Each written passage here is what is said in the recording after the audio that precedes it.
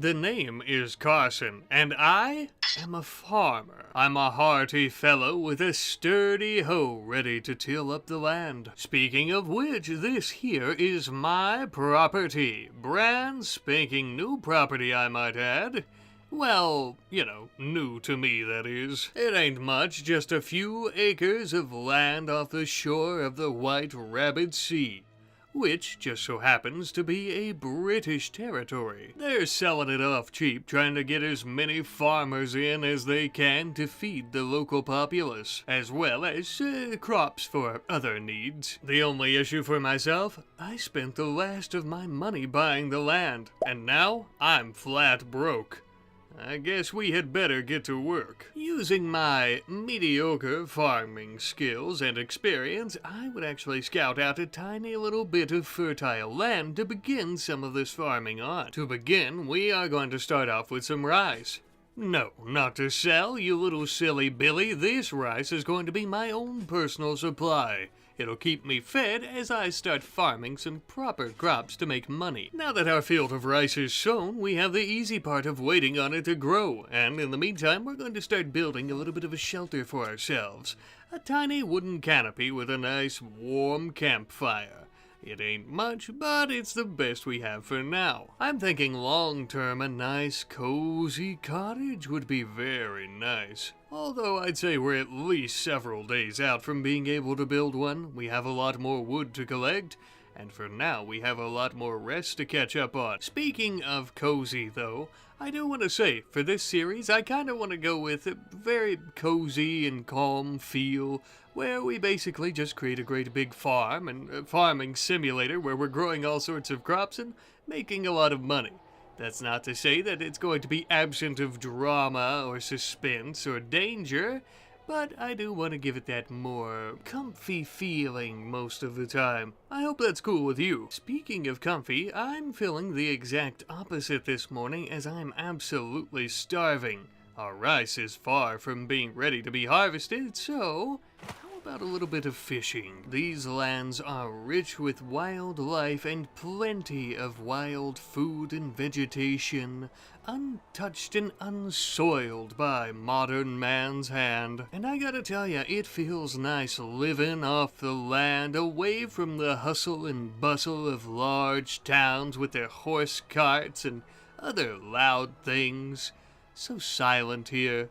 Nice for eating my meals. Also nice for a bit of deforestation. I know, I'm a bit hypocritical, but unfortunately I am afraid that I am cursed to be a modern man in such a beautiful place, and as such I am also cursed to soil the things that I sully upon on occasion, such as these lands, where I'm going to build my farm. Around my camp here, you'll notice I've built myself quite a few different baskets as well as a few wooden crates, not only to hold all of the things that we've been collecting, like wood and stone and steel, but also food, of course, as it is going to need a proper place to sit so it doesn't rot so quickly. Now then, with these preparations in order, it is finally time for me to do some real farming. I am going to be tilling up the land, and this is going to be where we plant our first little field of cash crops. That's going to be how we make the big bucks, I think. This is probably a great time to tell you that I'm also using the crop and meat quality mod, which means that if we want to make a lot of money off of the crops that we're going to be selling, we actually have to be good at farming, which is sowing and harvesting those crops.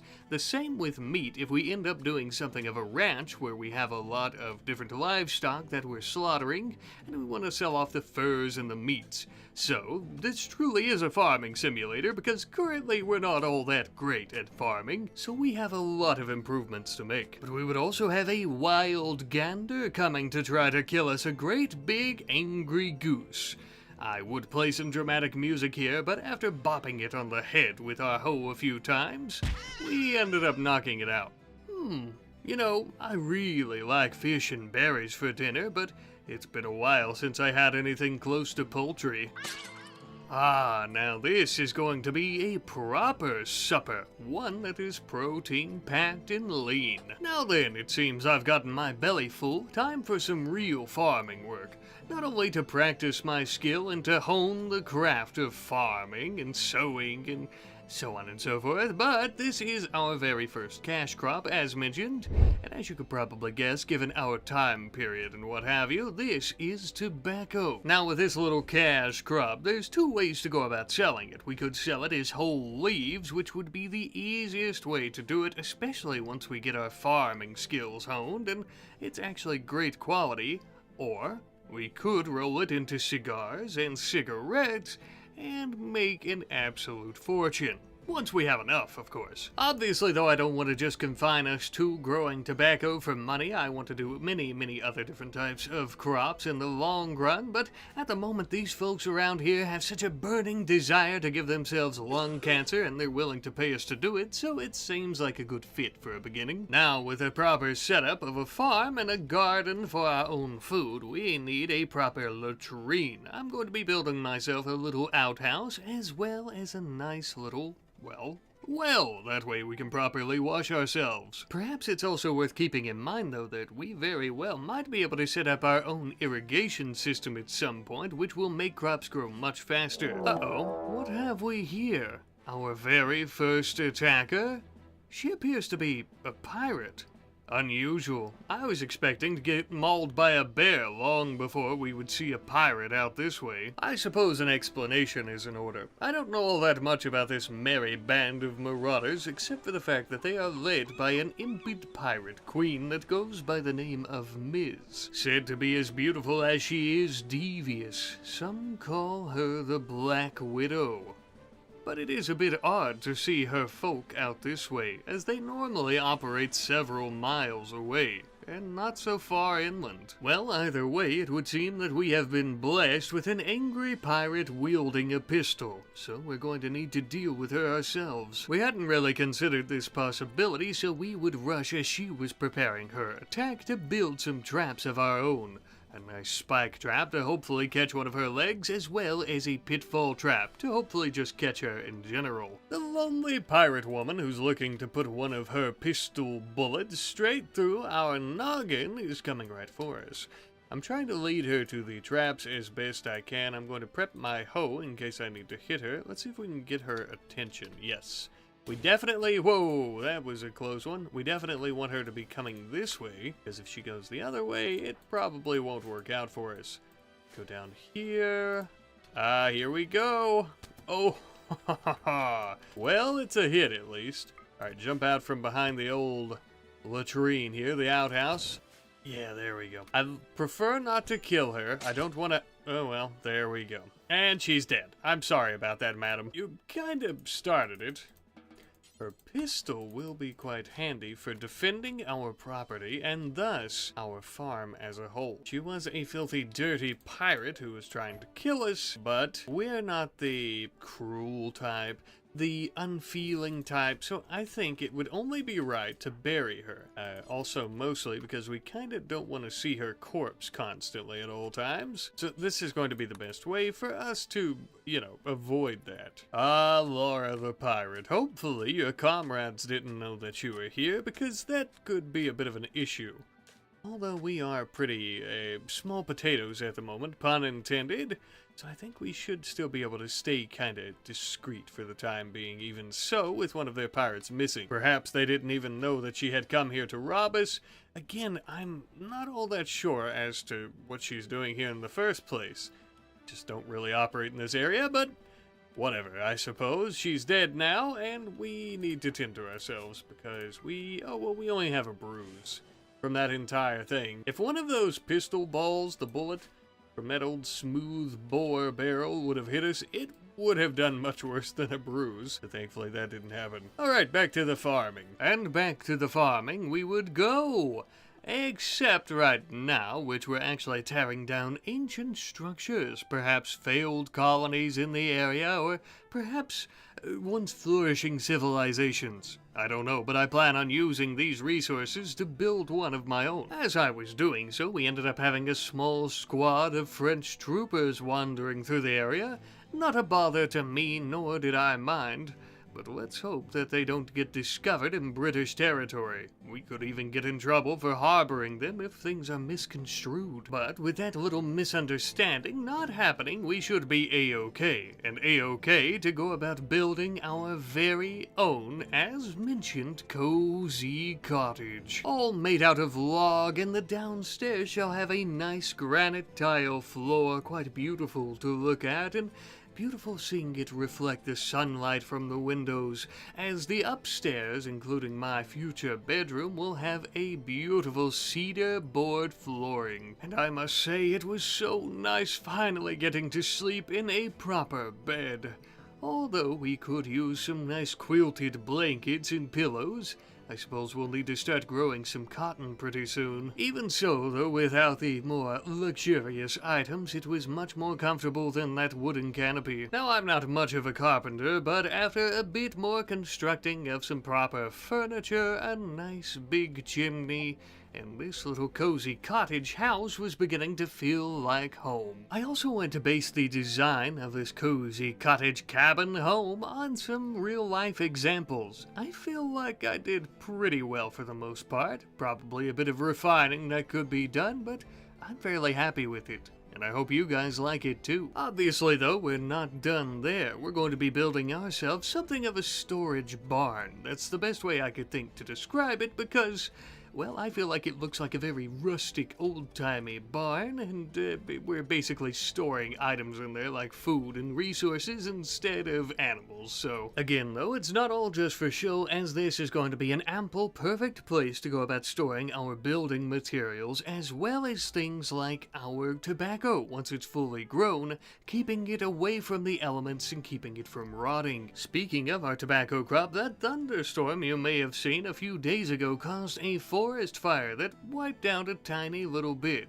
Thankfully, we managed to wake up from our slumber, rush out and beat the fire out while the rain began to pour, saving the vast majority of it. Still, though, it would seem Mother Nature has taken money straight out of our pockets. But then again, no one ever said that this lifestyle would be easy now, did they? One day pirates are coming to try to break your bones and to sack everything that you've worked for, and the next day it would seem as if the heavens themselves are trying to burn you out.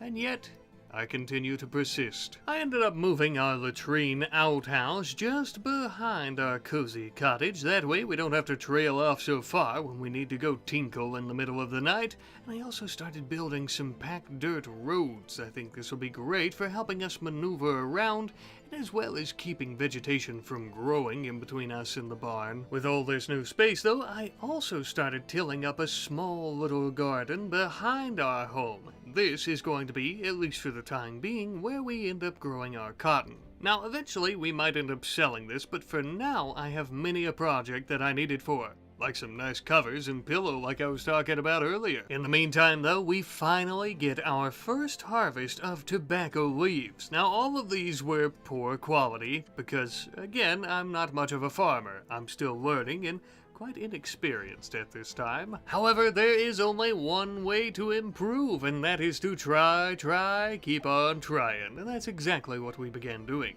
Although it shouldn't matter all that much, as most of these tobacco leaves are going to be rolled into cigarettes. We don't have all that much tobacco at the moment from the field, so it really wouldn't make sense to sell it as the leaves in a great big wholesale, as these cigarettes are worth just so much more. As you can see here, tobacco leaves themselves are about $1.10, while cigarettes are $8 per cigarette. Now then, after we rolled up all those cigarettes, we still have a few more, but we'll get around to them during our tasks at night. Right now, I want to work on some actual livestock housing. A fenced-in area with a small little shack where they can go to stay warm, especially during the winter time, which should be just around the corner. I know I hinted at doing a bit of ranching earlier, and I guess this kind of ties in with that. I was interested in getting ourselves some egg-laying critters. Now, we could go about purchasing chickens, but I don't want to waste any money that we're going to be making off our cigarette sales. And of course, I don't want to try to tame any geese because they're assholes. So, I ended up taming some quail. The obvious downsides are that quail are quite small, and as such, they don't have very large eggs, nor do they produce a lot of leather or meat.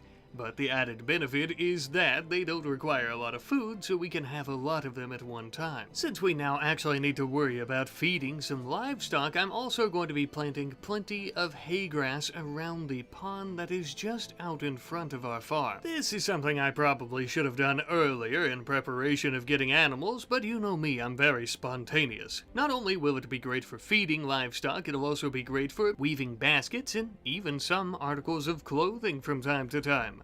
But it'll also be useful for building us a covered carriage, an ox cart, and many other age-appropriate vehicles. I suppose we couldn't have picked a better time to get in some last-minute sowing and growing because fall has finally come, and winter will not be far behind. So, before the great big snowy snows begin falling upon these lands, I think we're gonna start building some fencing and other things to show where our farm begins and the wilderness ends. At least for the time being. This is something that we will most definitely be expanding as we own the entire region here. And once we truly have a prospering industry here, we'll be claiming more and more and more of this delicate soil to help us grow our vast fortune. All in due time, of course. As for now, we're still in the humble beginnings. But where do all things begin? I think they begin with an idea, and after an idea comes a name. Our farming industry, as well as our farm in general here, needs a proper name. But I think I'll leave that up to you fine folks in the comments section if you'd like to do so. I'd very much appreciate it. Now then, it seems that we have a gentleman by the name of Dumbo who is approaching the farm, requesting to stay here for about an in-game month. Apparently, the poor sod had lost his home in a pirate attack. It would be so unjust of us to refuse him. I don't think I could bear the pain of turning away a desperate man, so we would accept. And Dumbo would arrive at the farm about an hour or so later, brandishing a great big flintlock rifle. Thankfully, though, he didn't plan on using it on us. Dumbo here seems to be a bit of a rough and tough mountain man. Just the kind of fella we could use around the farm, slaughtering livestock and perhaps even the occasional pirate as well, if need be. That evening, we would set him up with a cozy little spot in the barn loft until we can get him some proper accommodations, of course. Perhaps, if we treat him right, and this homeless man enjoys his stay here, we might just be able to make a friend out of him yet, and perhaps even a farmhand. Those are some pretty big ifs though, so I suppose it all remains to be seen. I will say though, right off the bat, we notice that he is about as experienced as I am with crops, which is still pretty inexperienced, but he could help us out, say for example with harvesting our cotton plants, getting ourselves a pretty decent bit of cloth. Later on into the day, we had ourselves a trade caravan. Absolutely perfect, as this meant we wouldn't have to travel at all to sell all of those cigarettes that we had rolled, as well as a few of the remaining tobacco leaves. Funny enough, these traders were also looking to purchase some lumber off of us. Now, of course, wood wouldn't fetch us all that much money, but we did have a lot stored in the barn, so we might as well. In exchange, I would purchase myself a pretty little pony, a nice stallion who can help us work this place. He, of course, is going to need a name too, if any of you are interested. Now, in case you're wondering why I ended up buying a horse, not only is it so that we can ride it around and do our tasks much faster, but also horses are going to be great for caravans, so we can go about doing our trading of products. And even after expending some of that money on the stallion, we still ended up making a grand total of 1,891 silver. Our very first trade and our very first profit, which isn't anything to shrug your shoulders at if I do say so myself. Now that we've made our first bit of moolah, a little bit back to that cloth that we had just harvested for ourselves, which we didn't sell any of, by the way. I'm a man of my word, and I plan on using it for ourselves first and foremost. And, as first and foremost, we're actually going to start making ourselves some winter clothing.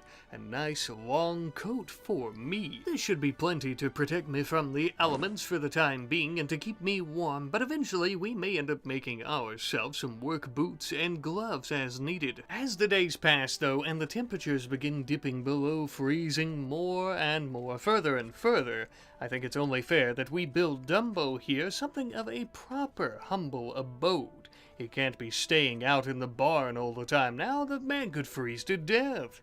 So he and I actually worked together to build ourselves something of a guest house. It does have the capacity for 2 guests, and something that I've been considering maybe doing further down the line once we really get a good grip on farming and ranching is maybe renting out some rooms to tenants. If you guys are okay with me making extra money in that way throughout the series, let me know. I don't see much of a problem with it, but that is just me, of course, in my opinion. Ironically, after we built this guest house, it wouldn't be long at all before another forest fire would start from a dry thunderstorm and get very close to burning it. However, the fire was put out by our very first snow. Father Winter has come, filling the landscape with the icy grips of frozen flakes in the air. Beautiful to see, truly it was. But also it was quite dangerous for our industry and for our profits. You see, not only do the cold temperatures and the snow mean that our plants and crops are going to be growing much slower, but there's also a chance if it gets too cold that they'll start dying before we can harvest them. Because of this, we would play it a little bit risky, allowing our tobacco field to grow for a couple more days. But then we decided to come in and start clipping the plants, as we couldn't risk letting them die in another day or two if we don't get them right now. These will surely be the last cigarettes that we end up rolling all year long until spring finally comes. I suppose we'd better keep them fresh. Now, things weren't all doom and gloom and panic harvesting our crops, though, as we actually had our quail beginning to lay eggs, one of which was a fertilized egg. Long story short, for the small investment of a bit of rice to tame them both, we now are going to be able to breed them and have many, many quail babies to raise, to eat, to be sold, or whatever else we choose to do with them. Although this won't do us any good if we don't hurry up and harvest the hay grass that we've been growing before it ends up dying, like many of our other plants have started to. That way our quail have something to eat all winter long. Starvation during this season is just as, if not more likely and dangerous than freezing. Travel is almost definitely going to be extremely limited too once we get the thick coverings on the ground, so I decided we'd go ahead and build ourselves a horse carriage. This isn't exactly going to make things any faster, but it sure beats trying to carry products for trade on foot. And along with our stallion, we should be able to carry plenty of products as well. Now, truly, winter hasn't started just yet. We're still in the end of fall, but I guess depending on this time of year, it's pretty similar. Either way, with us being in the cusp of winter, I feel like this is the perfect time to do some final trading and to wrap up a bit of money making this year. Dumbo has truly earned my trust during the short period of time that he's been with us, so much in fact that I have decided to let him look over the farm in my absence as I go out to a nearby British town. It looks like for the last of the product that we have to trade for this growing and harvesting season, we're going to be making 531 bucks, which isn't too awful terrible, I suppose. Meanwhile, back home, Dumbo is sleeping nice in his warm bed. I must say I'm a bit jealous of him.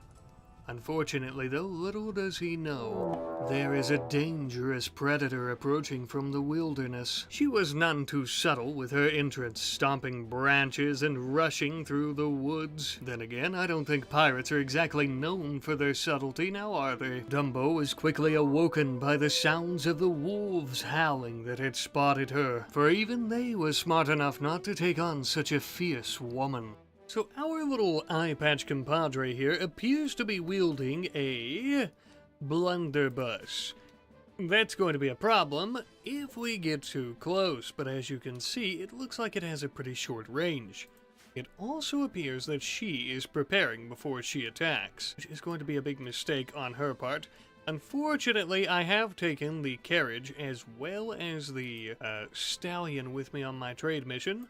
So Dumbo here is going to be sneaking up in the dark with his great big rifle to try to see if he can get a shot or two in to finish her off before this little fight really gets started. With our range, let's see if we can come down here. The issue here is that she is here, we are here, and this is really the only cover that we have, except for these rock chunks. But we could still shoot her before she can shoot us. I would prefer to do this very sneakily, though, if I could. Let's see if we can come up here, taking cover between the trees and behind the trees as needed. She still hasn't noticed us. Open fire. Okay, we still missed. Move before she ends up, yes, hitting us with hers. Both of these weapons being smoothbore, I believe. The flintlock rifle here of Dumbo might have some rifling, but either way, both weapons are incredibly inaccurate. Move, move, move. Oh my god, Dumbo, you fool. Straight in the left arm, and you're experiencing a bit of hypothermia, which is not good. Move, please move. Oh my god. If he could take cover up here and still be able to hit her, yes, that might just save us. Oh my god. He's inaccurate to the point that it's disgusting. We might just be a couple hours out. Perhaps Dumbo should go back and tend to his arm, though, because this could result in something worse than just a gunshot to the arm if we're not careful. Oh shit. Alright, and they're starting their assault. Not good. Oh my god, not good at all. If she's already attacking, though, I don't think we're gonna have enough time to wait. Why? He can't hit anything. He hasn't hit one shot against her yet. Not one. Oh my good god. It's actually incredible that he has continuously missed this many times. Like, I would think that this should be statistically impossible. Well, I don't know. I think the shot chance is actually pretty low. But hers should be as well, right? Oh my god! Oh, well, it looks like he only needed one shot. Holy shit! Where did that... Alright, I need him... Start tending to your wounds, my friend. Ah, guinea pigs and squirrels fighting over the pirate's beer. Where did, right in the liver. Well, after all those shots, he finally got one in on the liver and finished her off. She had a cleaver that'll help us out with butchering. Go ahead and, pick that up in a second. And that blunderbuss, though it is incredibly inaccurate, as mentioned, well, apparently it's more accurate than Dumbo's rifle, or at least in the right hands it is. It'll be handy, though, for taking out critters, like any varmints that we have, like squirrels or anything that end up eating our crops, so that'll be good, too. Yeah, Dumbo, though, that was some pretty incredible shooting. You don't have a very good shooting skill, so that's definitely going to be part of it, but that was one lucky shot in the liver that really saved us there, I think. Dumbo, that blunderbuss shot too damn near took off your left arm. You're in need, a dire need it would seem, of a good bath. We're gonna have to get you a better coat. That jacket that you're wearing isn't very good. It is made of platypus leather. I would guess that that is the reason why.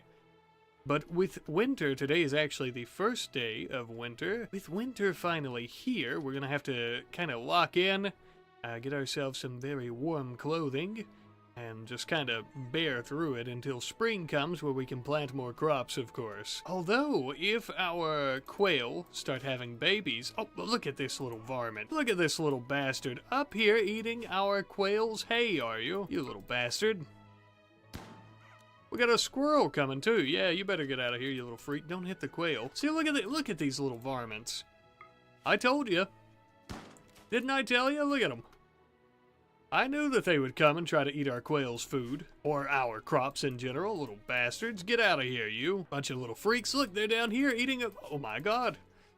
We're gonna need to move all of our food storage inside. Look here. We're basically just fighting off guinea pigs and squirrels. The toughest enemy.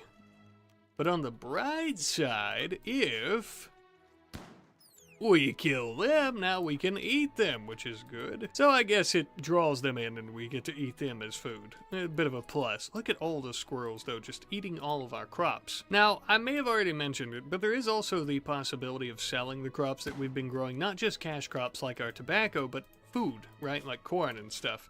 The problem though, I don't want to do that really because really, unless we just have a huge surplus, because it's really not worth all that much. And I really think it would just be better if we're eating that kind of stuff instead of trying to sell it, really for that purpose.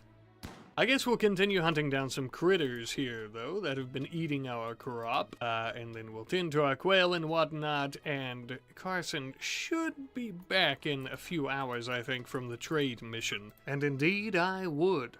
Rolling back into town in the wagon chock full to the brim of, well, not really anything, but we did bring back that silver that we made, albeit a small profit, of course. I also got to thinking, now that we have a horse carriage and some more animals, perhaps we need a proper barn. One where we're not just using it only for storage of building materials and whatnot, but for plenty of hay grass and other things that our animals will be eating, as well as a decent little spot where we can park our wagon. I also have 2 stalls on the inside, though I don't know if I'll actually be using them to keep our horses inside. I might just kind of let them wander around and have a bit of freedom occasionally tied up to a hitching post. But on these icy, chilly nights, to put a finishing touch on the farm, I think we need some lamp posts to help us light and find our way in the dark. As I'm sure you're aware, during this time of year, it gets rather dark rather quickly. Right now, you're looking at it, it's only 5 o'clock in the evening. Oh, the day is still young, and yet the moon is in the sky. So some light like this really helps. And I also think, again, it really makes the farm feel all that much more cozy. But my friends, we have a beautiful farm here, a beautiful start to our industrial powerhouse that we plan on building to make ourselves a vast fortune in the very near future. I suppose for now, though, I must bid you farewell. See you later.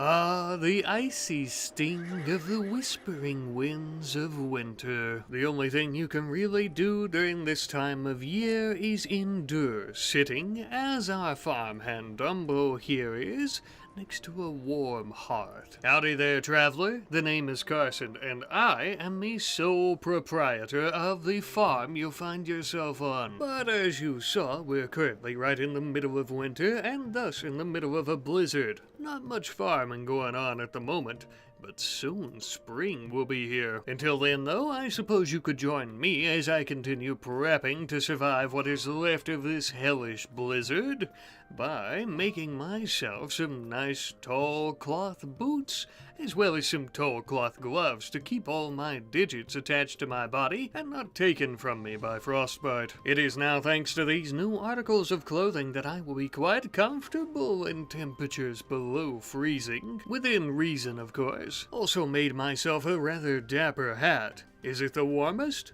No, but I think I look good in it. It would also help me keep the glare of the sun out of my eyes in this blizzard as I was putting our quail up for the rest of winter time. Our beautiful little birds here are well adapted to cold temperatures.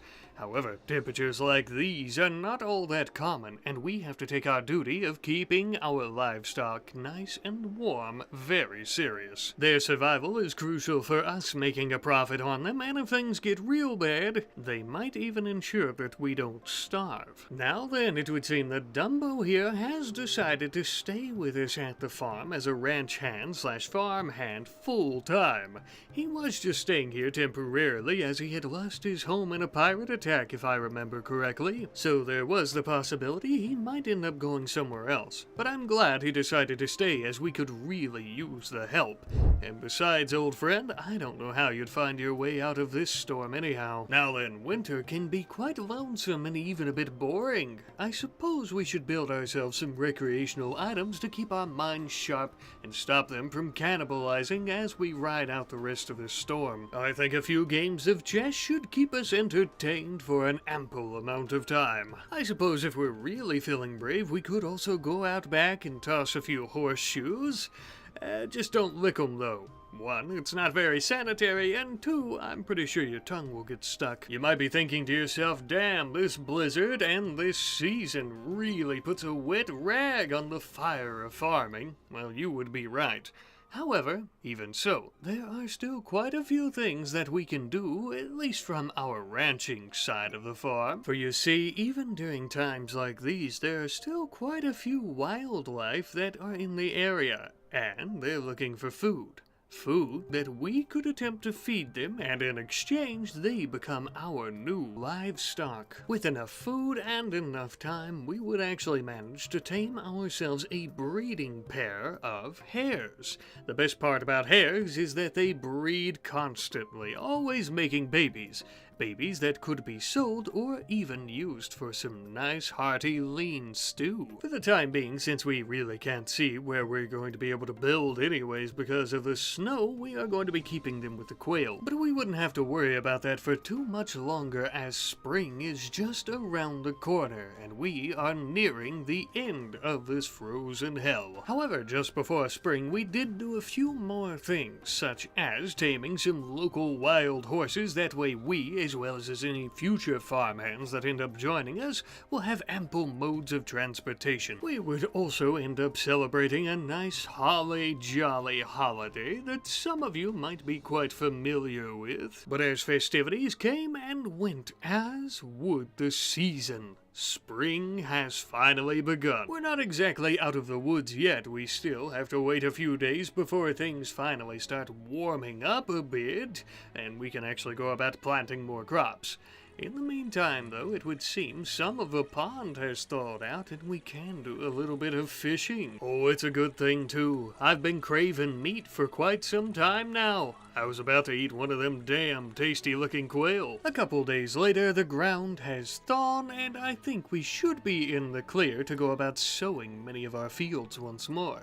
Starting out with our cotton, our tobacco, and our rice. Once finished, we immediately moved to sowing our hay grass back around the pond, although I think this is going to need a major expansion since we have so many more animals now. Speaking of which, we have 3 nice caramel horses. And, of course, as such, they need their own proper place to stay. Now, previously, we did build a small barn where we're going to be storing our horse-drawn carriage, as well as some of the hay and other foods for our livestock, so I thought that this might be the perfect place for us to also build a horse pen. Their proximity to the barn is great for maintenance needs, and of course, they have a nice little field to graze in. Although it could be larger, this'll do for now. We're also going to be adding many additional fields during this spring and summer season so that we can grow many different types of crops, as well as a vast abundance of crops so that we can make a nice fortune for ourselves again. Now, as much as I like cash crops like the tobacco that we're going to be growing, I also think some more versatile and useful crops such as sorghum would be great to add to our variety of fields. Now, this crop is great not only for cereal and other types of foods, as well as animal feed, but also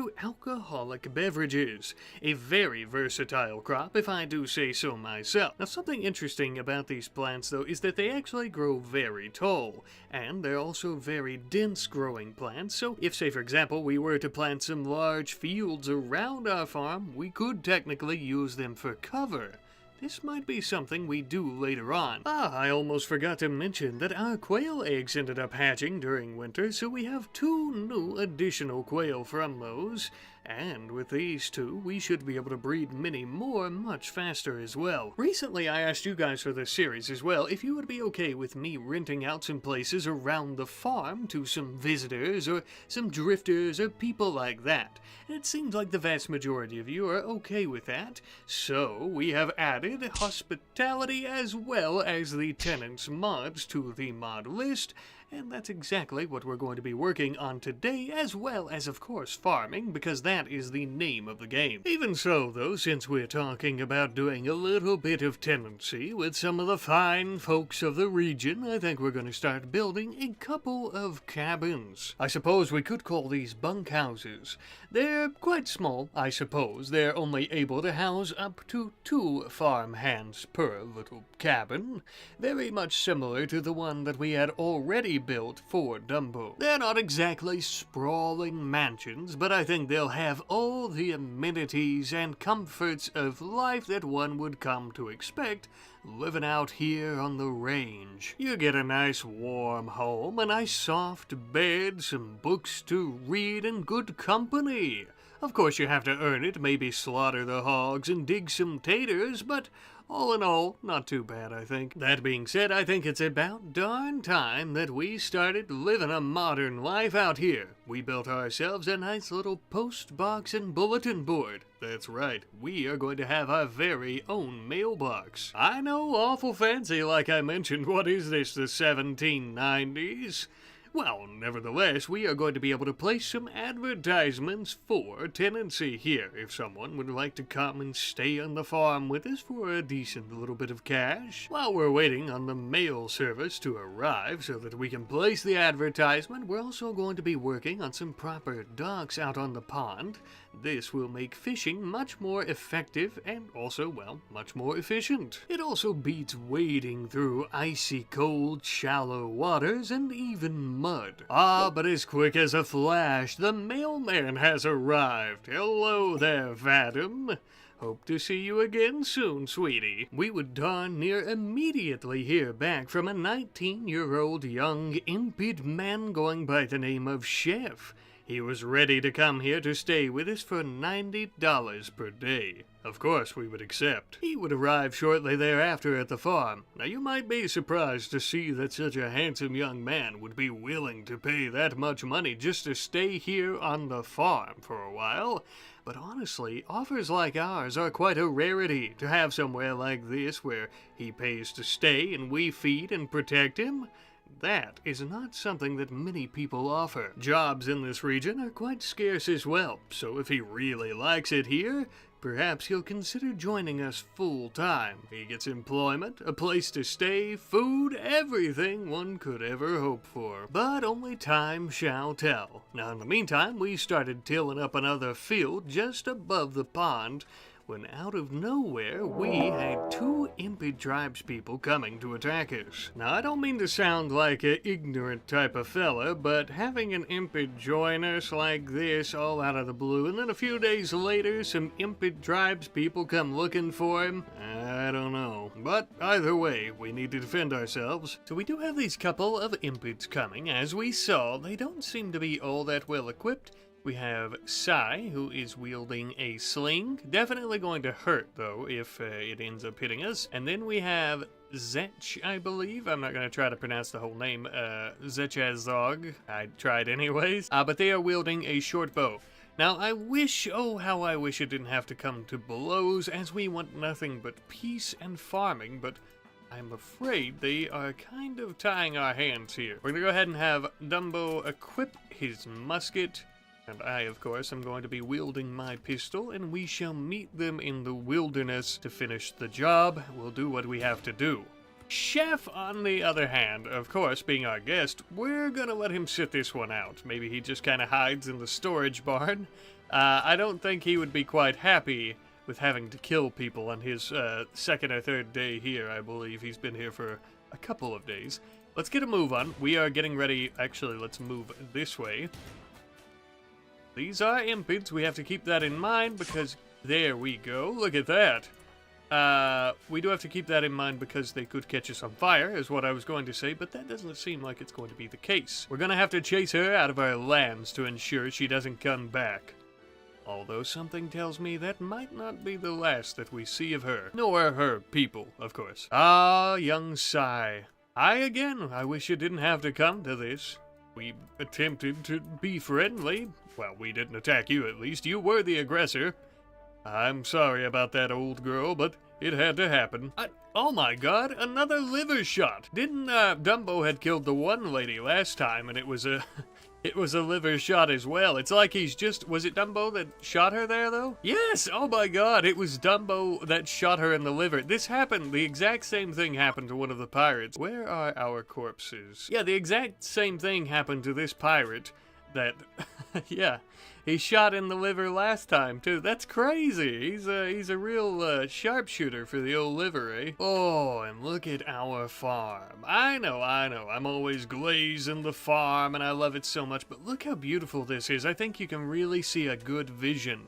Now, unless I change my mind, I don't really know if I've explained this yet, but what I want to do is probably kind of have the farm and the little farming village set up around the pond. So we're kind of going to build around it like, I'll show you with some planning here what I'm talking about. Kind of do it like a little bit rounded, say around this way with the pond. Sorry, I know that noise is probably annoying. But something like this. Just kind of where we build in a rounded little formation all around the pond. And of course, we'll be doing all our farming and growing and stuff around here too. Some things I want to do, of course, we have some places we're going to be renting out for people who, eventually Chef here, will actually have a weapon. He can help us defend the place if he so chooses for staying here. Or if we have somebody that's incapable of violence, they could do maybe some, I don't know, actually talking. Because most of the time when they're visitors here, they don't actually do a lot of stuff, and that's why their skills are down to 0. They do, you'll be able to see down here, they can request to join. So if Chef likes his stay here, he can actually request to join us, and then he can become a farmhand. That's kind of what we want to go with. Eventually, we want people joining us in that way. I do want some other stuff, though. I think I'd like a general store where we're selling off our feed, like grain and stuff like that. I think I'd also like to create an inn, which I was considering putting right here. But thinking about it now, this might be a better spot for a general store, and then like up here somewhere would be an inn, because we do have the places that we're renting out to tenants at the moment for potential farm handery, as well as a bit of money. So the inn might make more sense, like, say, here, and then a general store over here. I think I like that a lot better. And indeed, a general store would be the very next thing we would end up constructing. As of right now, I don't think it's really going to be getting all that much traffic or business, but as we get a larger reputation, I eventually think people will start coming here to visit and to purchase things from us, whether it be livestock, or whether it just be foods and different types of crops, tobacco, things like that. It'll be more important, I think, later on, is what I'm saying.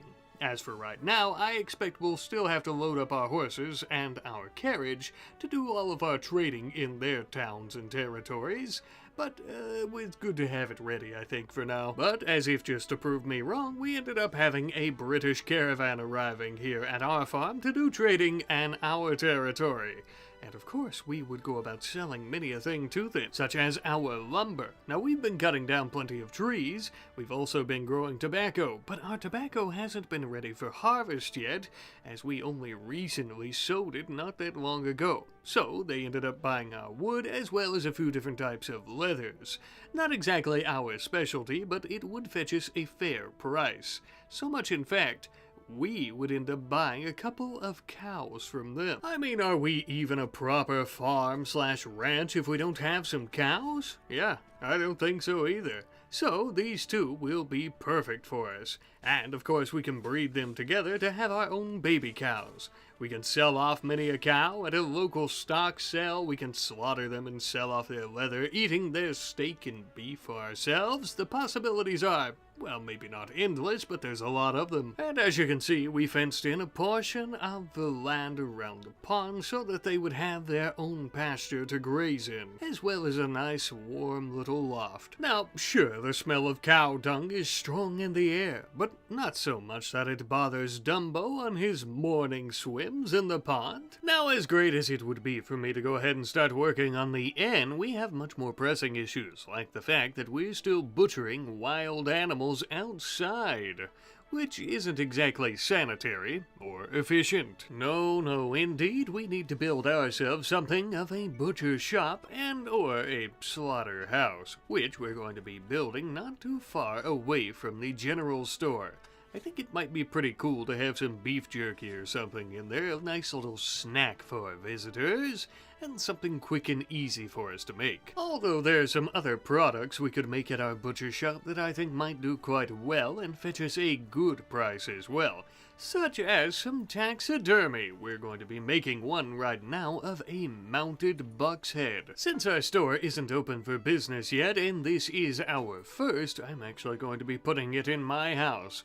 Perhaps a little bit selfish of me, but damn does it look good mounted next to my fireplace. Now that there, my friend, is a handsome, hearty creature. It was also during this time we received some mail from a fellow named Man, who was looking for a place to rent, so of course we accepted, and we were looking to meet the gentleman. He would arrive at the farm shortly thereafter and begin discussing with Dumbo about some arrangements of where he'd be staying.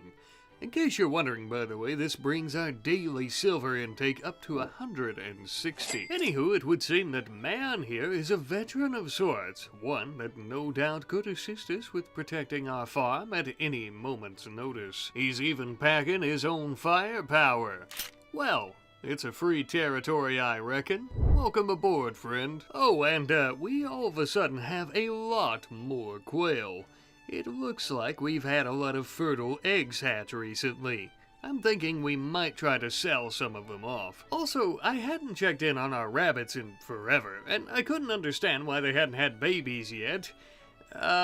Well, it looks like they're both boys, so I suppose that would explain why they haven't had any offspring. Whoopsie daisy. Not to worry, we'll focus on them in a little while, and we'll end up taming a lady rabbit for them. We once again have more pressing issues, though, as we are nearing our first harvest of the season, and we need it to be as effective as possible, especially since we're using a mod that will give our crops a certain quality. The better our tools and skills, the better the crops, the better the price they sell for. So, wasting absolutely no time, I am going to be forging a special tool to help us out with this. One that we do technically already have. Or that I already have, as you've seen. A nice steel adze. It's kinda like a gardening hoe, but also kinda like an axe. Not only is it great for tilling fields, but it's also great for cutting things. And thanks to its 15% increase in harvest yield and work speed, it is the perfect tool for gardening and farming. I gotta tell you, it's long overdue that we put one of these in Dumbo's hands. Now we'll both be harvesting quite quickly as well as getting better yields. Better late than never, as they say. Now that we're both ready, our plants are fully grown, and it is time for our great big first harvest. I gotta tell you, I didn't really add these up, but it does indeed seem as if we got a pretty significant yield increase from harvesting all of these, which I'm very glad about. Now, we will be rolling a very small portion of the leaves for the tobacco into cigarettes before selling, but since we mostly want to focus on farming, we're going to be selling most of the leaves in bulk as a whole, without actually rolling them. This is unfortunately something we kinda have to do right now because, well, even though we have 2 guests, there are only 2 of us out of the 4 total who can go about doing work around the farm, unless somebody decides to join us out of the blue, which has yet to happen. So for the sake of time and money, we are just going to be loading everything up into the wagon in bulk and taking it off to be sold. Dumbo, old buddy, old pal, I am once again entrusting you to watch over things while I'm out on the road.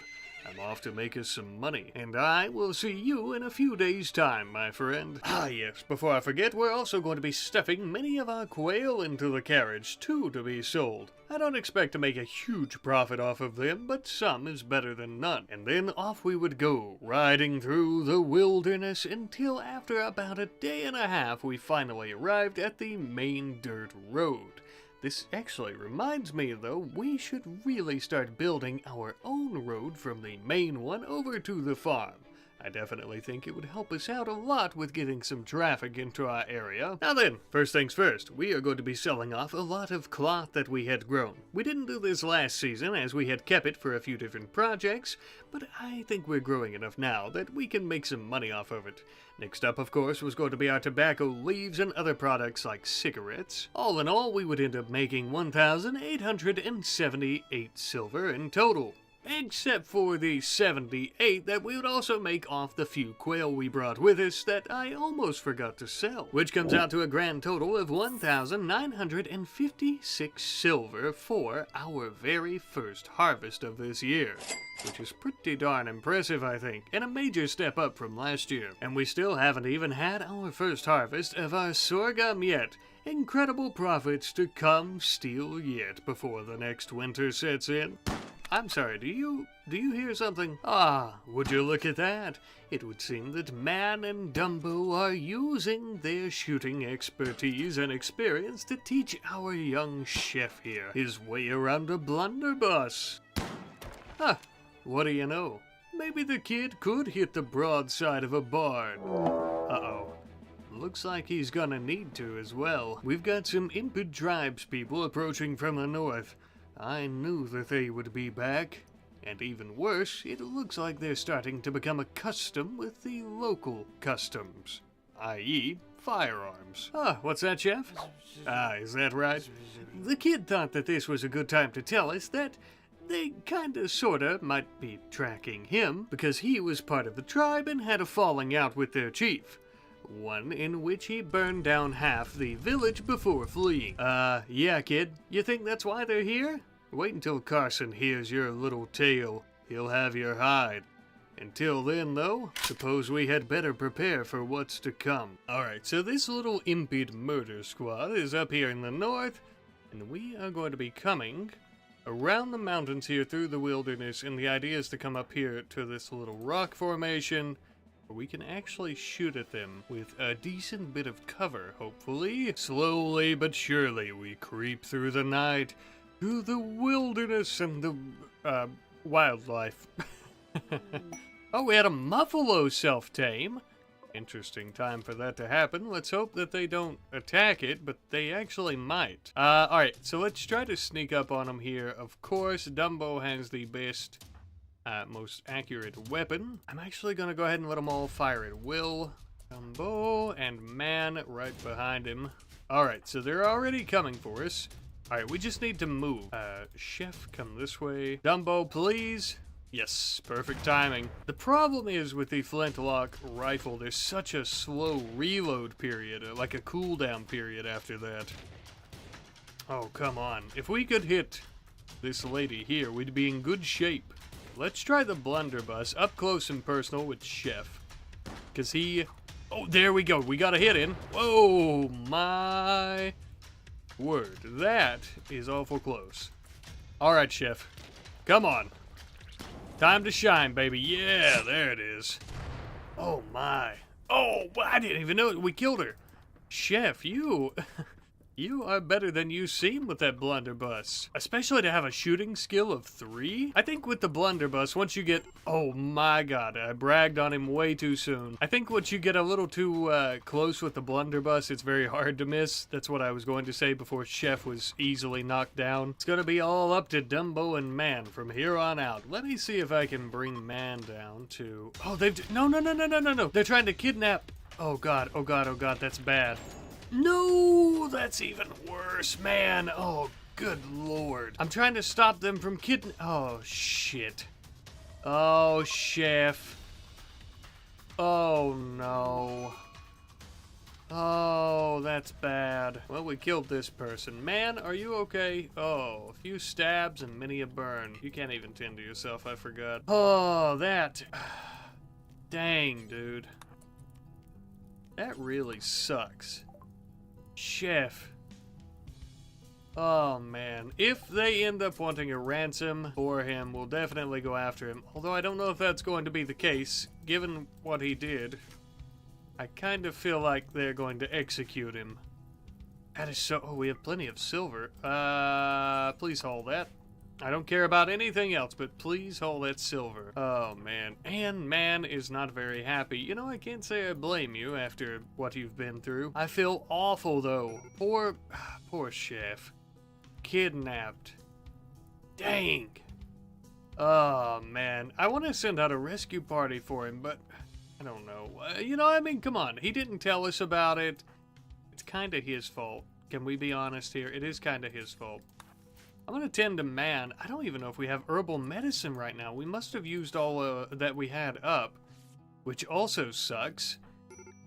Because that means man could easily get an infection. We should have some lying around. I should have harvested some before tending to it, but, you know, a little bit too late now.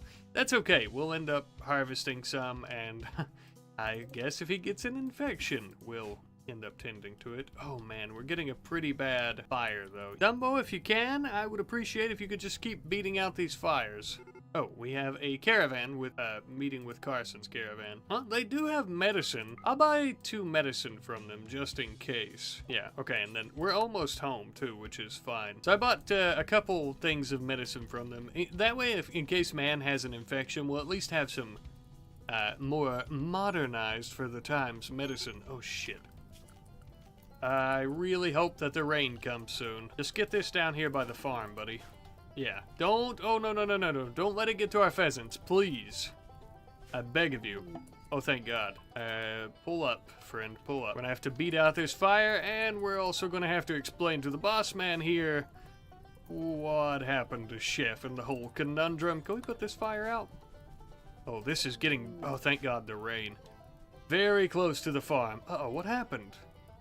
Terrible host decided to leave without paying. Oh, Chef. That was for Chef. Yeah, well, Chef, I guess you probably do think we're a terrible host after you got kidnapped, buddy. Well, let's go ahead, actually. I'm not even gonna bother with moving it just yet. Let's go ahead and drop the silver. We do have our herbal meds in here. I knew we had some. We'll go ahead and get everything hauled in. We also have a muffalo. I want to go ahead and allow this for muffalo. Yeah, I mean, I'm like grieving the loss of our friend. We may never see him again. I'm telling you, I think they're going to execute him. I really do. It's just sad, you know, he was so young and we were really just beginning to get acquainted with him. Well, on a different note, though, kind of back to our farming. Now, I don't know if I've mentioned this before, I'm pretty sure I haven't. We do have aquatic growing zones, as you can see here. These actually allow us to grow aquatic plants. That might be something we might be interested in doing. Sorry, I'm also trying to change the subject since since we lost Chef. Kinda seems like it's all just food, of course. I've looked over them here. They all seem to just be food. I might do some chestnut plants. We could try to sell them. I don't think they're going to be worth much, but we could eat them and maybe just sell them anyhow. Things not really being worth much hasn't really stopped us thus far. We still have quite some time left on our sorghum, but it shouldn't be too much longer. I thought the tobacco took a long time. The sorghum takes quite a while. We also have a wild man roaming around here. What are you like, friend? You have a really good medical skill. You're not much for literally anything else, but intellectual and medical, you might be pretty good. We do need to do some research into different farming techniques and stuff at some point, so we'll try to tame you and bring you back to modern society. God only knows the things that you've seen out here in the wilderness.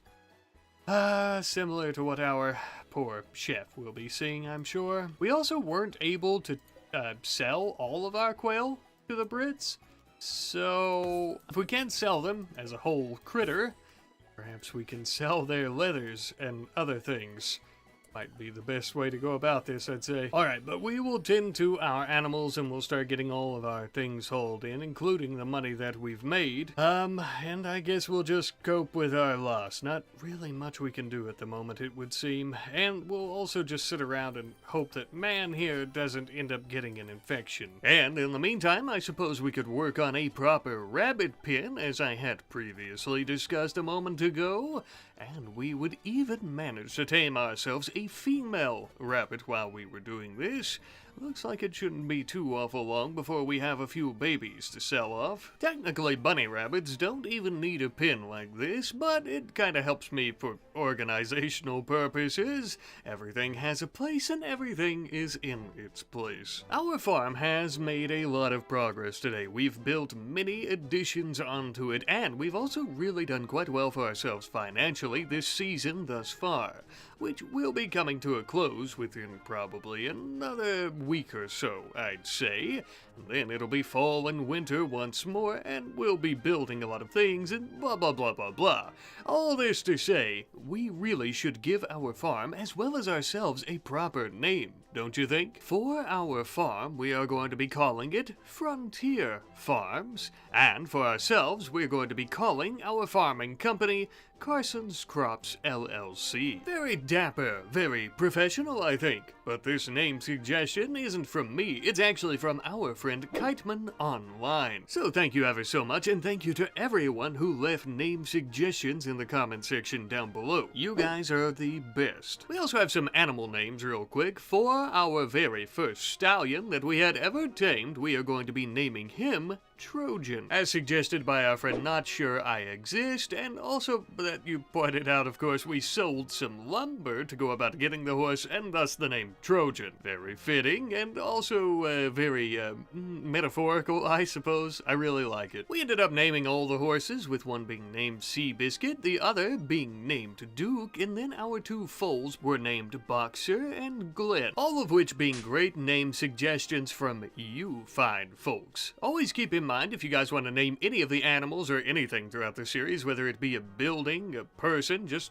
anything at all, or any suggestions you may have, be sure to leave that in the comment section down below. I try to read as many of them as I can, as often as I can, and I try to implement your ideas and names as much as I can as well, because I love you guys. Now then, we've been waiting all season long, ever since the ground thawed essentially, to go about harvesting our great big field of sorghum here, and it is finally time. It may have taken us all evening, but by the time it was all said and done, we had very close to 3,500 flour harvested. Oh, the British colonies and settlements of the area will be tickled plum pink to go about feeding their animals as well as themselves with all this flour. And they'll be looking to pay us quite a bit of money to do so. As we were hauling all this flour into our storage barn, we also managed to tame Teal, the wild mountain forest fellow. He barely spoke a lick of the king's English, but that was okay, as he really only had to learn how to go about harvesting crops and slaughter livestock, which for such a burly mountain man, I think he'll be able to get the hang of it pretty quickly. The following day, by nightfall, we had a trade caravan coming our way. Looks like instead of taking our flour to the Brits, one of these settlements has decided to come to us. A fellow by the name of Russell. He seems awful familiar. If this is the same Russell I think it is, I suppose this fellow had built quite the famous haberdashery in the area. He also operates something of a tavern and an inn, supplying the fine folks of the area a nice warm place to sleep, as well as plenty of food. I couldn't think of anyone better to sell all of our flour to. Fair and honest farming work for fair wages.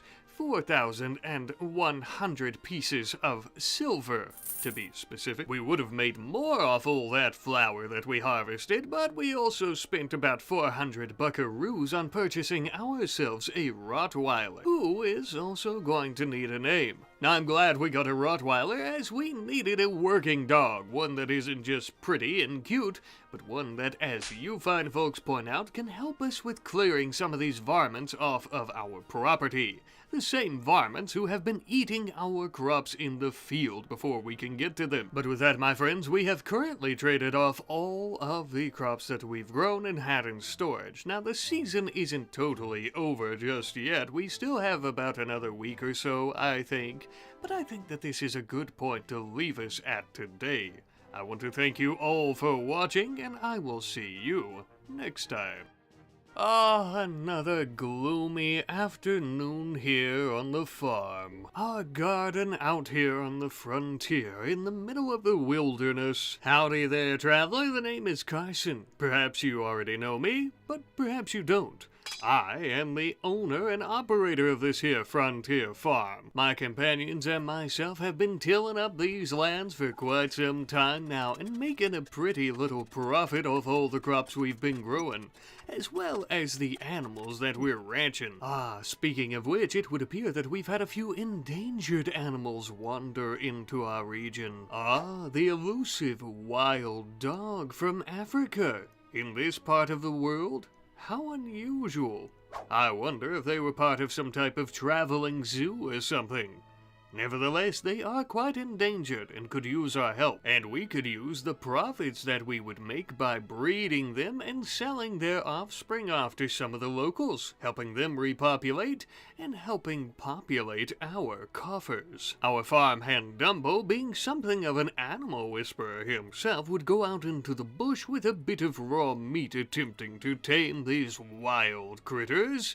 Although it would seem initial attempts didn't have any success. We'll continue trying. Perhaps they could even keep our ranch dog company. He could use the friendship. All the squirrels that he attempts to befriend end up in his fecal matter. Speaking of which, we need a dog house out front so our good boy can help defend out this way and also maybe take a quick break and a little nap when he gets a bit tired. With all the small varmints he's been keeping out of our fields and kept from eating our crops, I think he's earned it. Plus, it has a very nice aesthetic to it. Speaking of our crops, we're trying to get a little bit of last-minute planting in before fall rolls around so we can hopefully sell off just a little bit more before the eventual winter snows really set in the region. And when we weren't sowing crops, we were busy setting up a temporary outdoor workshop, complete with a tailoring station, stone cutting bench, as well as a bit of a smithy.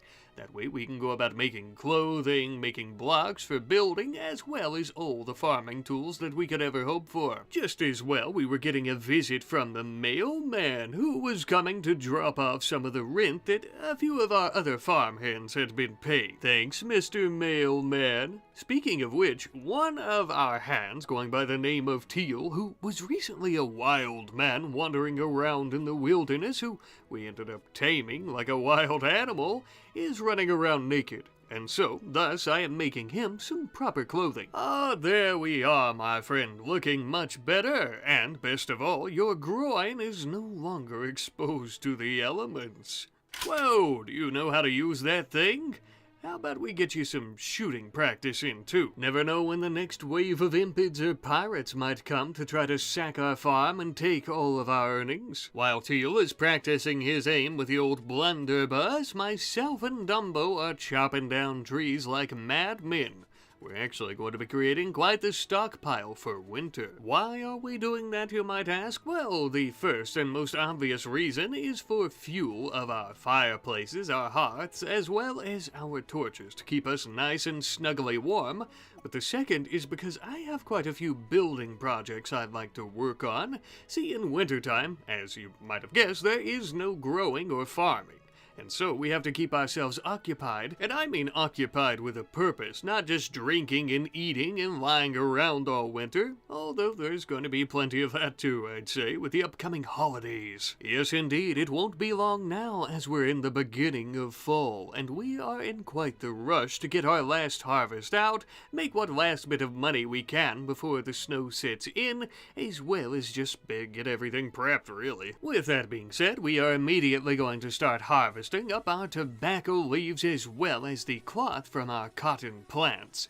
This is going to make us our last bit of money, as previously discussed before the snow, and I expect that it will make us a lot of it. As we were loading all of this up onto the wagon for transport, I also thought it would probably be a good idea for us to sell off some of the quail and the rabbits that we've been growing and breeding this season, which, as it turns out, are quite a few. With that, Dumbo, my friend, I am once again off to the pinnacle of civilization out here in the frontier to do a bit of trading. And you are once again left in charge, my friend. I'll be back in a few days, God willing. And then I would set off a bit to the northeast to do a bit of trading with a nearby British settlement, which we've been selling most of our crops to, and they have been dispersing to other towns in the region for us, making ourselves a bit of money as we had hoped, of course. And with that a success, we began our journey all the way back home.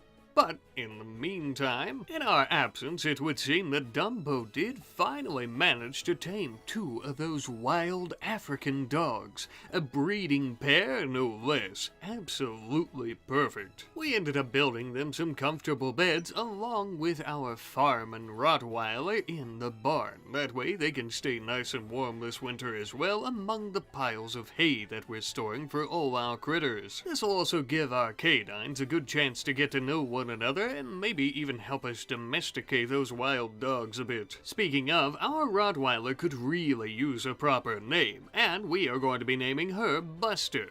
I know she's a lady, and Buster might seem more like a boy's name, but she doesn't seem to mind. And this wonderful name suggestion's provided by our friend Thea Gobb 1921. Apparently the dog has to be named Buster. Well, I can't argue with that. I love it. I'll tell you what I don't love. The fact that that town that we went to sell all of our things didn't want to buy any of our bunny rabbits. Well, I suppose someone else might come along to purchase them, but for now we're gonna park the old wagon and we are gonna offload all the money that we made. We're still currently selling our tobacco in bulk, and this means that we're getting a little bit of a lower price, but all in all, that, our quail, and our cloth, we ended up getting $1,695. Not too shabby. Technically, we made just over 1,700 silver, but I ended up buying us a little bit of beer. Oh, come on, everybody's been working so hard. I really think that they've earned it. And there's always more than one way to stay warm during the winter, if you know what I'm saying. I think beer's going to be something we might dive into later on, too. A bit of fermenting and distilling here on the farm. Let me know if you think that might be a good idea. We're also making a few minor expansions to the farm, mostly in the southern part here, around our pond that we are going to be putting in the center. I've recently described how I'd like to kind of expand outward all around in a spherical shape around the pond, and this is just kind of tying in with that. I mostly just put in some dirt pathing, as well as a new building and a few more fishing piers. Going along with that, I also put in something of a fishing hut, somewhere that we can actually store all the fish that we're catching to let them ferment and perhaps even age a bit.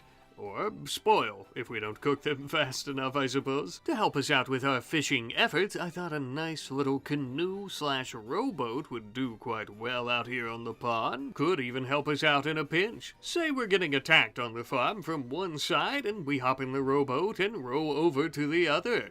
That way they can't shoot us so easily, and they have to go all the way around. I don't know, I'm just spitballing here. Our water chestnuts were finally ready for harvest. Now these, well, although they're not really worth all that much, would end up making us a little bit of money if we decide to sell them. Although I suppose we could keep some for ourselves. Perhaps we could even roast them on an open fire for the upcoming holiday season this winter. I also want to mention that our African wild dog is pregnant. Soon we'll have a puppy. After that, hopefully we'll have many puppies and we'll be able to sell them all off for a beautiful profit. Ah, the inbred African wild dogs. Sorry, I couldn't hold it together. I'll tell you who else can't hold it together. The other African wild dog that we tamed, who's been getting into our liquor cabinet and drinking up all of our beer that we bought. You little scoundrel. Since we very soon plan on building some roads between the farm here to nearby towns and settlements, we're also going to be building a farm going out of our region. That way it's easier for caravans and other folks to find us here. I'm pretty happy with how it turned out in the end. I recently saw a comment where someone was saying something about how these fences aren't going to be keeping animals inside. I thought it was clear, but just so we understand, these fences around the roads are not meant to keep anything in or out. These are mostly just showing the boundaries of our roads, and I like them. Continuing with our improvements around the farm, as our crops are still growing and our animals are still breeding. By the way, we're going to be adding in some doormats at the front of the doors and the back of the doors. This way we're not tracking so much filth inside. As you can imagine, we're often stepping in cow and horse dung, and I would prefer not to track that into our bedrooms. We've also been getting a lot more animal products like milk that we can eat, meaning that we can sell off many of the other things that we've been growing that we were eating before, like rice, or different cuts of meat. As I've mentioned before, we do have a mod installed that actually ends up giving us quality to our crops when we harvest them, as well as our meat when we butcher, depending on our skill set. So that means we could get masterwork and legendary cuts of meat that would be worth a lot of money. To help us out with this again, we are building some additional tools in our slaughterhouse that will give us a plus 10% work speed factor. Now this doesn't exactly help us out with the quality, but it will help us gain better experience much faster, and so thus indirectly increasing the quality. Just because we could, we also built some additional tools for tailoring and stone cutting, though that isn't exactly important at the moment now, is it? It is a farming sim video. Although since the temperatures are dropping and it's getting quite cold, and many of our crops are now beginning to die, just before we could harvest them, some stone would come in mighty handy so that we could build ourselves a proper granary in the field. Up until this point, we've been storing all of our products and crops in the barn, which is still fine, but a granary being right next to it like this is so much more convenient. At this point, we were in about mid to late fall, I believe, and oh, I was hoping we'd get some of these crops finally grown and harvested right before the snow came. But one late evening, as we were cooking a few meals, the first snow began, and it would seem that our farming for the season is done and over with. Ah, the snow falls, the brisk, icy winter air begins to set in. The lake freezes atop a once vibrant body of minnows and bass, and all living things begin a desperate search for warmth. Speaking of, well, hello there, Mr. Rat. Are you hungry, little buddy? Yes, well, so am I. That there's going in the stew pot, where if most folks see a rat, we see a good winter's day chili. Ah, Teal, my friend, we have got it made in the shade. Let me tell you, we've made a decent bit of money off this season, and now we can kick back and relax. At least for a few days. Son of a bitch. Well then, it looks like those filthy impets didn't grow enough food for the season, and they've come to try to take ours and to slaughter more of our people. Recently, they kidnapped one of our farmhands, and we haven't had the chance to find him. These sick, twisted monsters. Looks like they've even brought a special explosive surprise for us. Oh, great. I was talking, but I didn't realize I had disconnected my mic and had to reconnect. It was a whole thing. I am in charge of the wagon. We've brought the horse-drawn wagon as well as our men mounted on horseback down near where these damn dirty impids are staying. The idea here, and I hope it works, is to run them over with the wagon while our men come in from behind and blast them with their weapons. Is this going to work? I have no idea, but we're going to try it. Alright, here goes nothing. We are incredibly slow, though, in this snow, so I don't know how well this is going to go. Normally with impids, you do not want to get close. However, with the wagon, I'm not as concerned about it. This guy has those bombs, though. Okay, and he's already starting... Okay, that scared me. Please move. He's already starting to use them on us. Go this way. Never let him know your next move. Holy shit. There we go. Alright, keep moving, keep moving. Oh, man. Oh, my God. This is... We could use this to our advantage. Okay, move, move, move. Oh, yeah, that's close. I almost had to abandon ship there. Go, go, go. Uh-oh. Okay, we've stopped moving. Yeah. The cart completely destroyed. The horses are still alive, barely. It's time for us to ditch the cart. We're injured. How badly injured are we? A few stabs from some arrows, and the husky bit our right leg, jumping up onto the wagon. Other than that, some bruises and cracks. This is scary. Move this way. We had managed to kill their husky, though. Oh no, our wagon! Damn! We killed their husky and one of their people, though, with a matchlock musket. Again, we don't want to get in too close to them, because they will use their fire to catch us on fire. I am in the clear for the most part, and my men are kind of handling them, I think. Pretty decent. Oh, shit, though. Man hit several times with the bow. I'm gonna pull Man back simply because I don't want him dying, and Dumbo and Teal should be able to handle this, hopefully, on their own. Alright, come this way. We don't want to get burned. Oh, shit. Oh, shit. Go, go, go. Okay, move, move, move. Damn, we are taking hits like crazy. Arrow after arrow. Okay, we really need to use our range to our advantage with Dumbo. And I'm going to bring Teal this way. I don't want to get in too close. I think this guy's going to attempt to... Uh-oh, move. Go this way. He's going to attempt to... No. Go that way. Oh, yeah, okay. So that's exactly what he tried to do. I heard this sound effect. He tried to catch us on fire, and it didn't... Oh, shit. Damn it. Anyways, he tried to catch us on fire. It didn't work. We need to get Teal. All right, Dumbo is rescuing Teal. Just move. Just keep going. Don't look back. Not even a little. I'm going to bring Man, I think... Damn, I don't know. Back to the farm. Man is unable to tend to himself, so we will have to tend to him. I have been tending to myself. We managed to kill 2 of them, one of which being the one that had the bombs. The other 3, though, are going to be coming this way. We need to try to prepare for that as best we can. I really don't know what to do, though, here. I need Man, I think, in the general store so that he doesn't bleed out. I am making my way up here. I am the least injured of all, so maybe I could come around and try to get them. Alright, I'm attempting to patch up Teal now back in his cabin to keep him alive. Where? Oh man, here they are. Walking across. I wish there was a way to bust the lake so that they would drown. They're gonna start setting things on fire, I think. Oh my god, they're shooting at our bunny rabbits, you sick son of a bitch. Dirty bastards. So I just remembered we do have Buster trained well enough that we can actually sick him on people. We have these people coming through here. I'm gonna bring Man out. I'm gonna bring Buster here. We've got this person. We have to be careful. Okay, take cover. Alright, that's not going well. Move. Oh my god. I'm actually going to bring Buster down here to maul this person to death, hopefully. Here we go.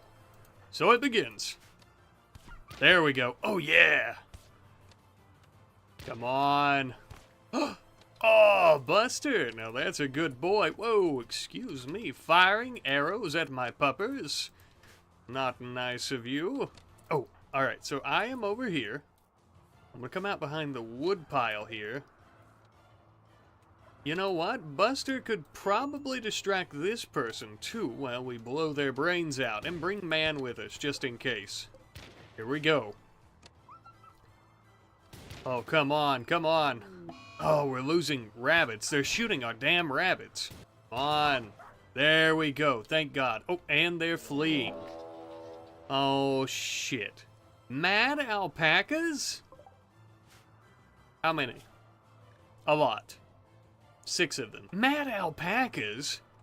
Good lord. Dang, that really sucks. Alright, let's everybody get inside. I'm gonna bring Buster in too, even though I probably don't have to. Oh, those alpacas are down there though. Where do we go? In the barn? There's probably food and medicine in the barn, so that's gonna be a good place. Yeah, we've got mad alpacas. I've got the door closed though, but we did, yep, there went the last, I was gonna get them on camera. There went the last impid. So, we're A-okay in that regard. All these alpacas, we're gonna have to wait them out. But that shouldn't be too bad. Maybe a day or 2. We might have to see if we can get some food down here to Teal and Dumbo. Oh shit, Man, I completely forgot about you. You're very injured. Let's tend to you too and ensure that you don't die. Death in 3 hours. You're bleeding. We'll tend to you. We'll get you back up to speed, I think. You don't have too many injuries to worry about. Yeah. Alright. You're already doing a lot better. Okay, so we've got Man here. We're actually using proper herbal meds. I think he's gonna be okay. Yeah, death in 4 hours. We're about to tend to the last of his wounds, and then we're going to move on to our own. I hear the alpaca. They're extremely loud. Yeah, immediately start tending to ourselves. This is a shit situation. Let's take a look at, though. Alright, first let's check. Okay, Teal is okay. We're going to tend to ourselves as Dumbo. Teal is okay. No longer bleeding out. Whew, so we didn't lose anyone, although that was very close to us losing our people. But we have the stuff from the wagon, which we already had, of course. Another matchlock musket, some pemmican, a husky to eat, I guess. We got some cigarettes, meals, of course. We also got bursting grenades. Now, this is interesting. Some yield-timey grenades. Jade. We got fine mules, another matchlock musket. Now, matchlock muskets are pretty dog shit, I think, in terms of their accuracy, but we don't really have all that many rifles, so it would be handy just to have some like this. We also have a map. That's pretty interesting. I wonder if that's related to the tribe. We'll have to check it out once the alpacas clear out. I'm just looking around because I think that's... Oh, we have more jade, we have a couple of beers, and a recurve bow. I think that's all. Now we just have to wait out these damn alpaca. Should be in the clear to grab all of our new things. So it is the following morning, and there's a few things on the docket. We actually have a caravan, a British caravan, with the sister of Teal. Oh, a bulk goods trader. Now, you might be thinking, well, Rad, that's great, but how are you going to go about selling anything to them with these alpaca? My hope is that they are going to slaughter the alpaca, but I guess we'll see. Something else interesting, but we'll see how this is going to go first before we check it out. Ah, yes, here come the alpaca. Just as we had hoped, it looks like our British trade allies are going to be taking care of them for us, thankfully. Holy shit. I suppose so, at least. Where are all the alpaca? Oh, okay, so it looks like most of them are no longer Manhunter. We have a medical emergency for Man, right? Mostly because he's in the barn with extreme blood loss. He's fine though, right? We already looked at it. His wounds are tended. He's not going to bleed out. Oh, dang it. Okay, so I think I already... I put it off, as you saw. I made a little oopsie there. I already put it off, but he requested to join us. And it was saying that he loved his stay so much that he wanted to join us. I'll have it on screen here. I just found that ironic because he's literally almost bled out in here in the barn. Oh, also, I want to hunt these alpaca. Yeah, I just found that ironic. He'll ask to join again in a little bit as a permanent farmhand slash ranch hand, which is amazing. Yeah, we postponed it, so he'll ask again, and when he does, by golly, we are going to accept, because Man has been an absolute trooper. And a bit later into the next day, we would immediately accept him as a permanent farmhand. He was overjoyed and promised to make us proud of our decision. Little did he know he already has. Once everyone was filling up to the task, we also started hunting all of those damned alpaca. Whatever disease caused them to go haywire for a bit there could cause them to do it again. Or, even worse, start infecting our farm animals. We couldn't have that. They were also great practice for our butchering skill. That way we could get some much needed experience. As was that husky that the impids had brought with them. Now that we're a little bit better at this, when we decide to butcher one of our cows, we'll be able to sell it off for more money. Touching on the impids once again though for a hot moment, that map that they dropped. Apparently it was a map showing them the way back to one of their outposts. Perhaps you remember me saying earlier, but one of our employees had recently been kidnapped. This could very well be where they're stashing him. The only issue is that the only way there is through the White Rabbit Sea, or a long and treacherous journey trekking through the mountains, which would take a much longer amount of time. Well, we won't be going anywhere anytime soon, land or sea, not until this damn snow clears. We've got all winter, it would seem, to go. Sending a caravan in this type of weather could result in more people getting kidnapped, or worse, getting murdered, or dying to frostbite out in the elements. I'm afraid for now all we can do is pray that our friend Crew is safe there and that he has the time to wait for us. In the meantime, as we are waiting on spring to finally arrive and deliver us from this frozen, hellish winter, we are going to be building a special project that I've mentioned recently. A great big inn on the farm. Yes, you caught me. This is exactly the project that we were saving up all that wood for so many weeks ago. And yes, maybe winter isn't exactly the best time to be outside and building things. During the spring and summer, we're always farming and tending to our animals so much we wouldn't even begin to have the time. Besides, look at this. Even though it took us a while, it was well worth it. Imagine with me for a moment, if you will, trekking through this frozen blizzard, the wind cutting deep into your nipped skin as you desperately seek refuge. Then coming to our inn and warming by this beautiful, cozy fire.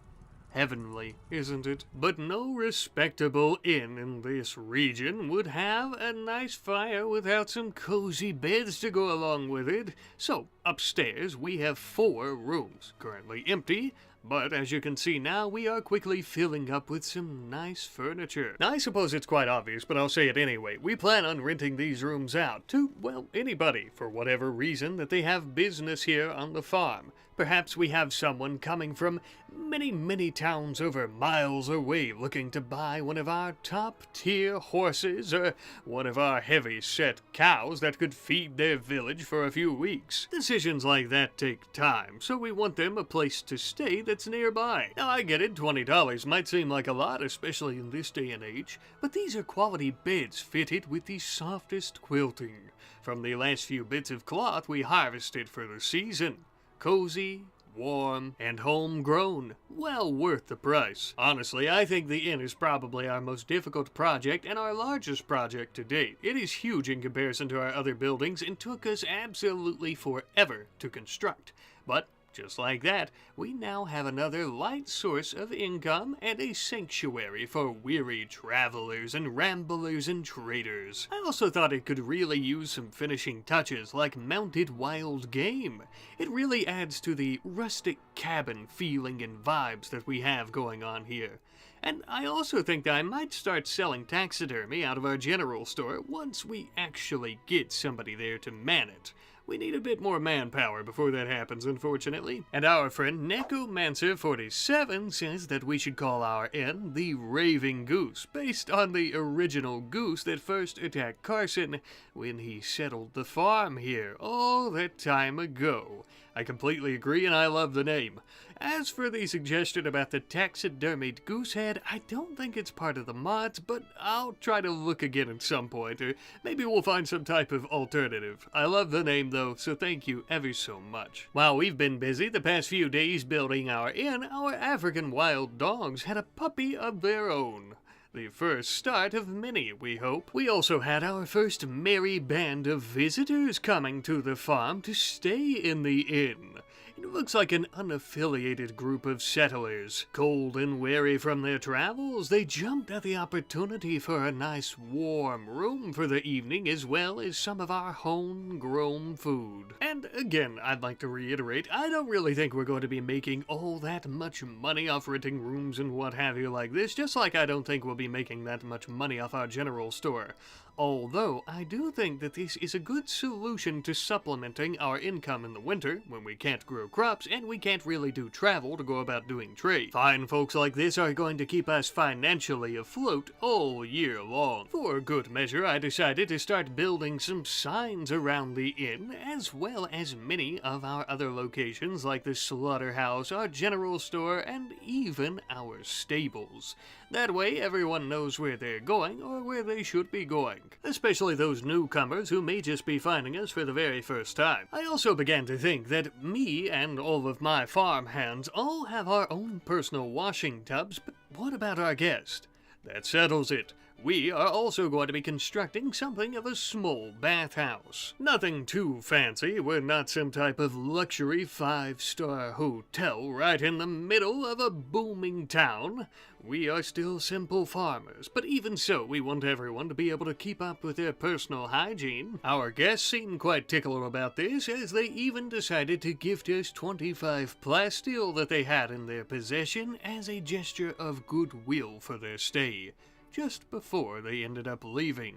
Godspeed, our new acquaintances, Godspeed. Now, around these parts, we don't waste things like plasteel. We need tools to help us get the job done, and with all of our work. We would actually use this tiny bit of plasteel to make ourselves a knife. It'll be good for cutting things like rope or weeds, impids, pirates, you name it. Ah, it would seem that today is Christmas. We're finally coming to an end of this weary winter. And to top things off, we also have a group of British folk coming to visit us. Scouts, I'd say, for an upcoming bulk goods trader. It would seem not only will we be entertaining these fine folks as our guests, but we are also going to be spending our Christmas with them as well. Come, gather around one and all. There's plenty of roasted chestnuts, rice soup, and beer for all. Unfortunately, it would seem that the celebration was interrupted when the caravan arrived. Oh, come in, everyone. We have plenty of room. Perhaps you'd like to do business first, though. I realize this video is supposed to be all about farming, and we haven't done all that much. We've mostly done construction, except for the beginning. But right now, we're going to be selling off many of the animals that we've been raising all season, like our fine, purebred horses, as well as many of our animal products, like our cow milk, as well as our buffalo wool. And from all the animal products and animals that we sold, we ended up making 1,935 silver. How's that for a farming simulator, baby? Not to worry, though, soon Christmas will be over, and as will winter. The ground will thaw, the snow will melt, and we'll be back to plowing up the fields and sowing crops, making money in no time. But until then, I'll see you later. Oh, the howling, chilling winds of a winter blizzard. Only those with the thickest of fur may endure. Otherwise, you must plant yourself in the earth like the mighty oak tree, as it would be your only salvation. Just as we have here with our frontier farm. But as inevitable as it is that night will turn into day, winter shall pass, and spring shall come. Howdy, traveler. The name's Carson, and I am the owner and operator of this here frontier farm. Maybe you've heard of me, maybe you haven't. Whoa, easy there, Buster. They're just passing through. Well, listen, traveler, if you're gonna be sticking around for a while, you can head to the inn. Me? Oh, I've got plenty of crops to sow. We are getting a fresh and early start to the season here. First things first, we're going to be sowing our cotton, our tobacco, and our rice. One of those three we're going to be eating, and the other two we're going to be selling as well as probably using for ourselves. We're also going to be sowing some sorghum. It's a nice crop that people use to make feed for their critters as well as for themselves with the flour that comes from it after being grinded. But our real golden goose, our wild African dogs, we plan on selling them. Oh, no, not these two. This is our breeding pair. We're going to be selling off their puppies, of which we currently have 3.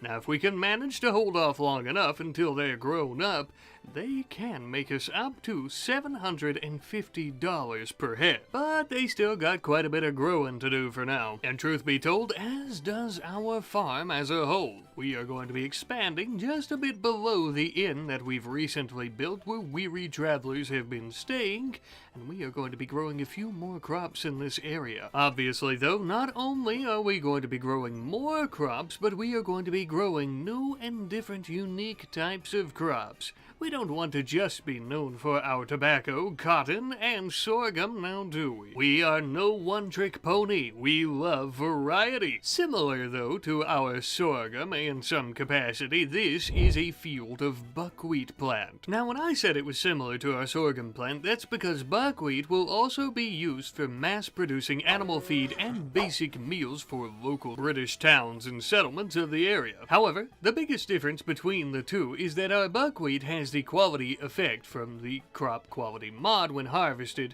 because unfortunately our sorghum immediately turns into flour. It does not have this effect. And because of that, the prices only fluctuate with the buckwheat. I hope that makes sense.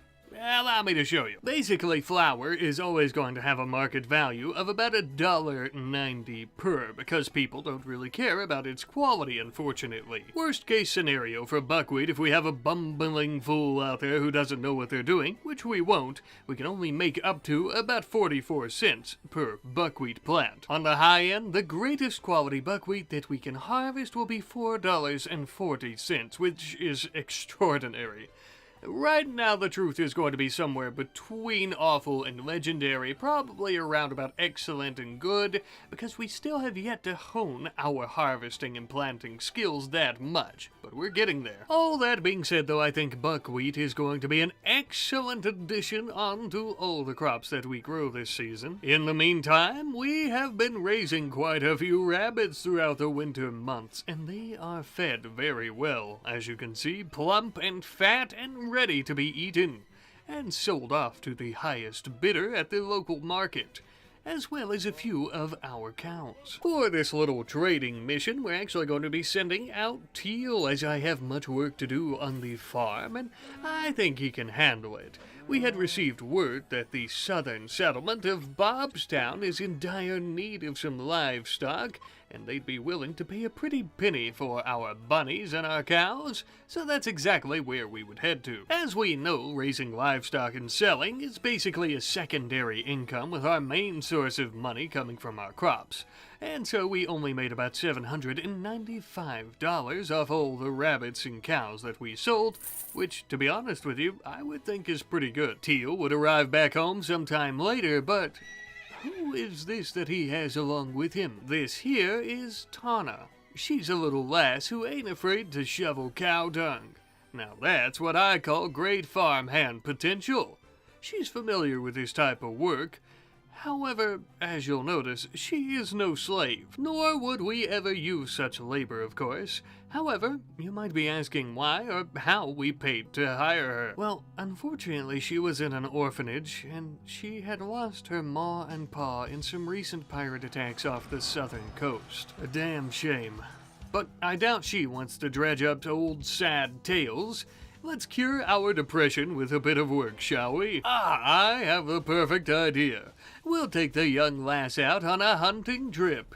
We've had some coyotes after our livestock recently that we need to cull. All right, little missy, let's take a stroll through the woods, shall we? There they are. Vicious predators, but cowardly when flying solo. Similar to pirates. Come now, young miss, don't lose your nerve now. We've yet to even fire our first shot. You'll be fine, just stand by me.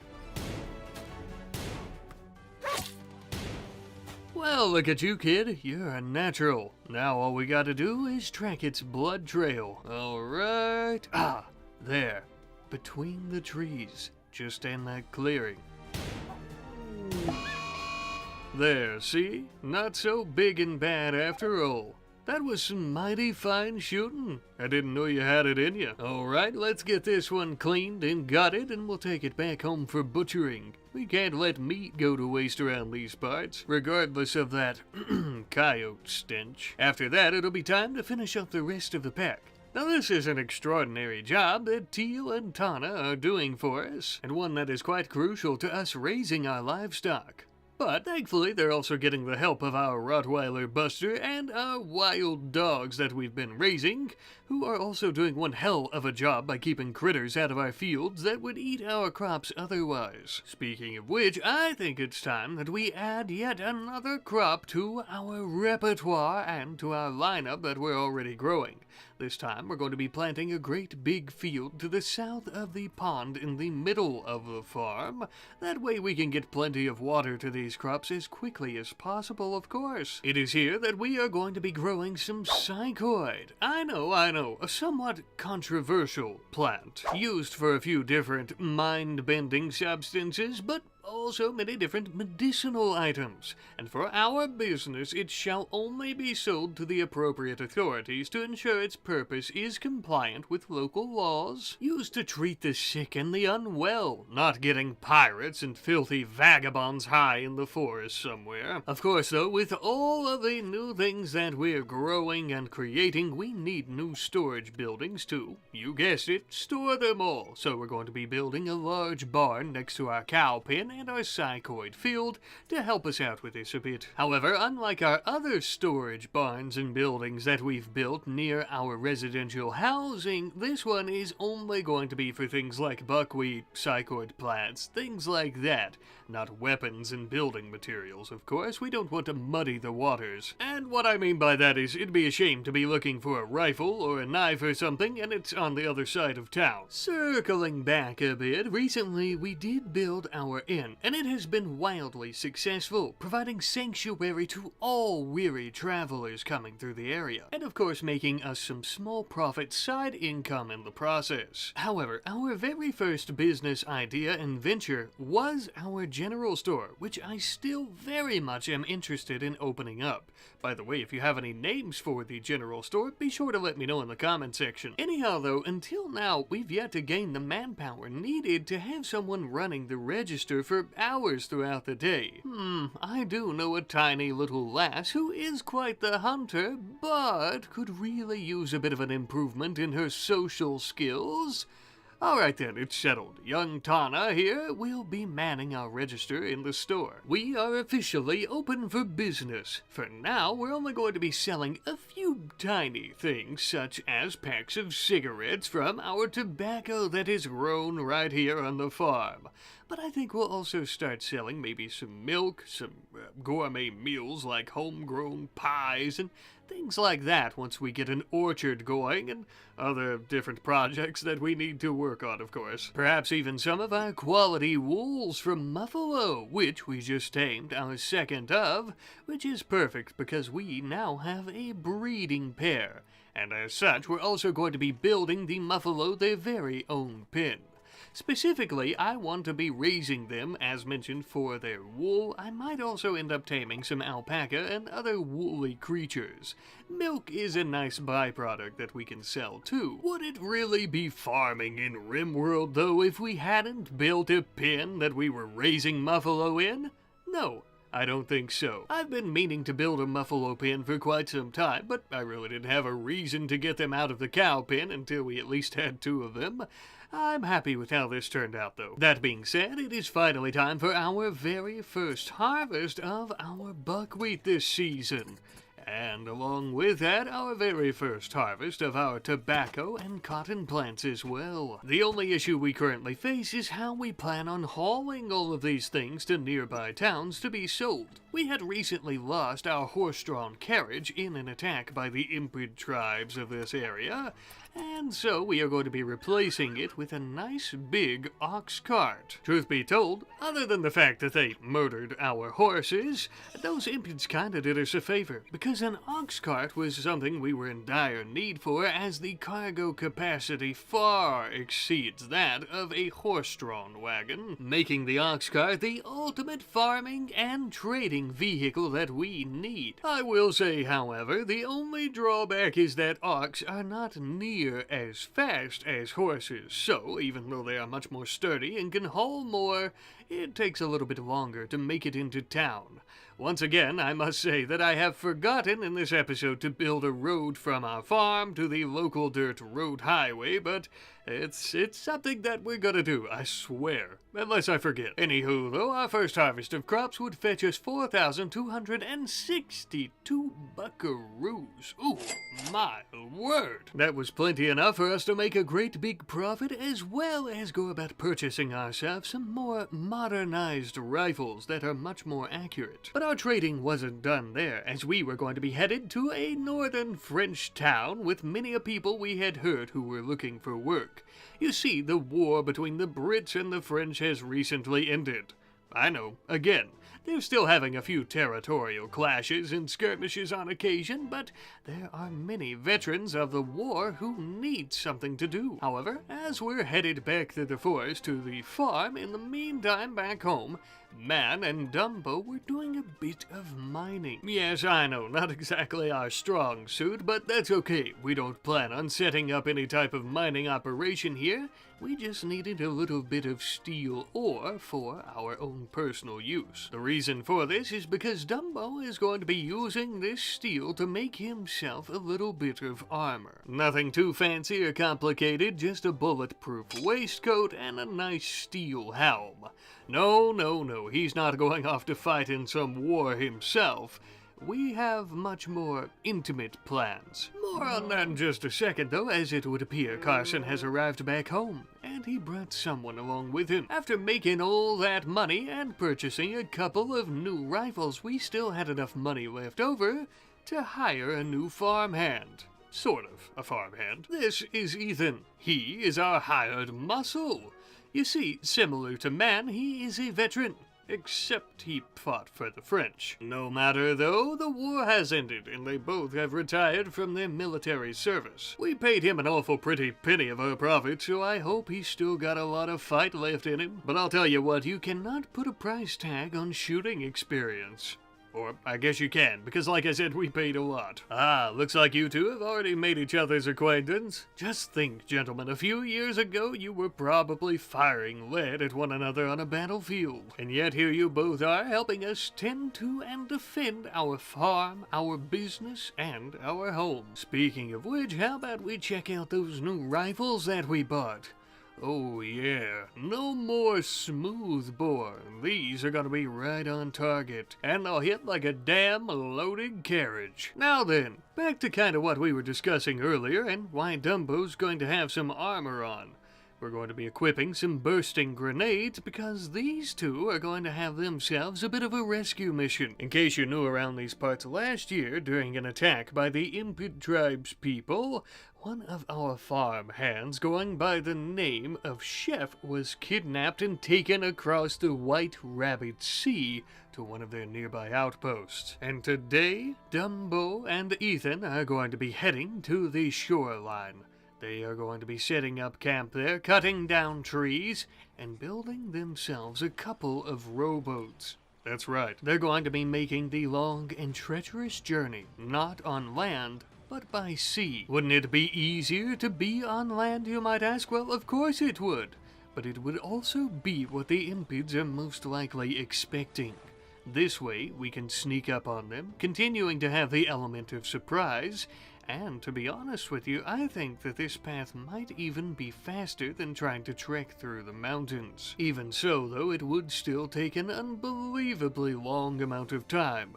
So long, in fact, that we almost completely ran out of food. But we did eventually arrive. In the distance, we could see the outpost. No doubt if our pal Chef is here, he's definitely in one of those buildings. The only issue, as you might have guessed, is that the Impids aren't just going to let us walk in. We're simple farmers, but we are still not afraid to shed blood. Not over the ones that we care about. So it begins. I just noticed they also seem to have a great wolf. That could also be a problem. Let's check our range.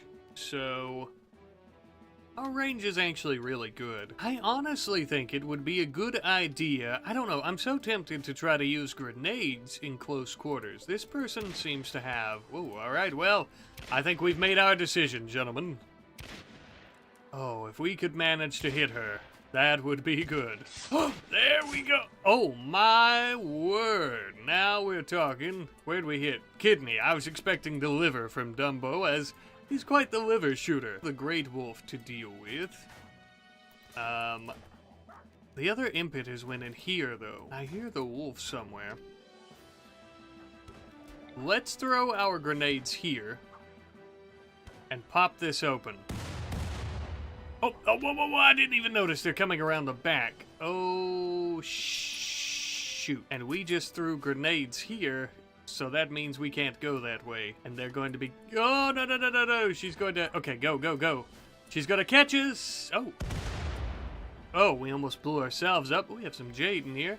She didn't even come for us. That was a really big mistake on her part, because now we're going to murder her. Let's throw a grenade here and hope she comes out. There we go. Oh, they're trying to burn down their own place here. Perhaps so that we can't take all their resources? I'm not sure. Let's go ranged weapons. She has a gigantic warhammer. I'm gonna wait on her out here. There we go. Oh, oh, and that stupid little wolf. Come here, you. Where are you going? Damn dirty beast. Oh, we are getting some really good shots, and dang, these new, more modernized rifles are amazing. Okay, so we don't have our friend in here or in here. Good crew, our farmhand. We got some gin, we got a warhammer. These weapons will be nice, and the food. Let's see, we can go ahead and claim these doors. We have to be quite careful. There could be more. Looks like someone's downed in here. Could be crew, could also be more impid tribespeople. Let's go ahead and breach the doors at the same time. Oh, I thought these people were alive, but Chef, you're alive, our friend. Let's go ahead. We'll carry you. We're gonna get you the hell out of here. I think I called Chef Crew a moment ago, by the way. Sorry, very intense and nervous situation. We might have to build another rowboat. I don't know. We can actually go ahead and ensure that he's okay, though, and we'll start rowing back. Might be alright to fit in one of these. But we have jade? Is there anything in this? No. We have gin, we have a warhammer, all the stuff we were looking at. I think that's about it, but that jade will sell nicely as well. And we got our sweet, precious chef. More than perfect compensation. My poor friend, I'm so glad to see that you're okay. Ah, well, you're missing your left leg. I'm glad to see that you're semi-okay, friend. Unfortunately, it looks like there's only enough room in each rowboat for one person.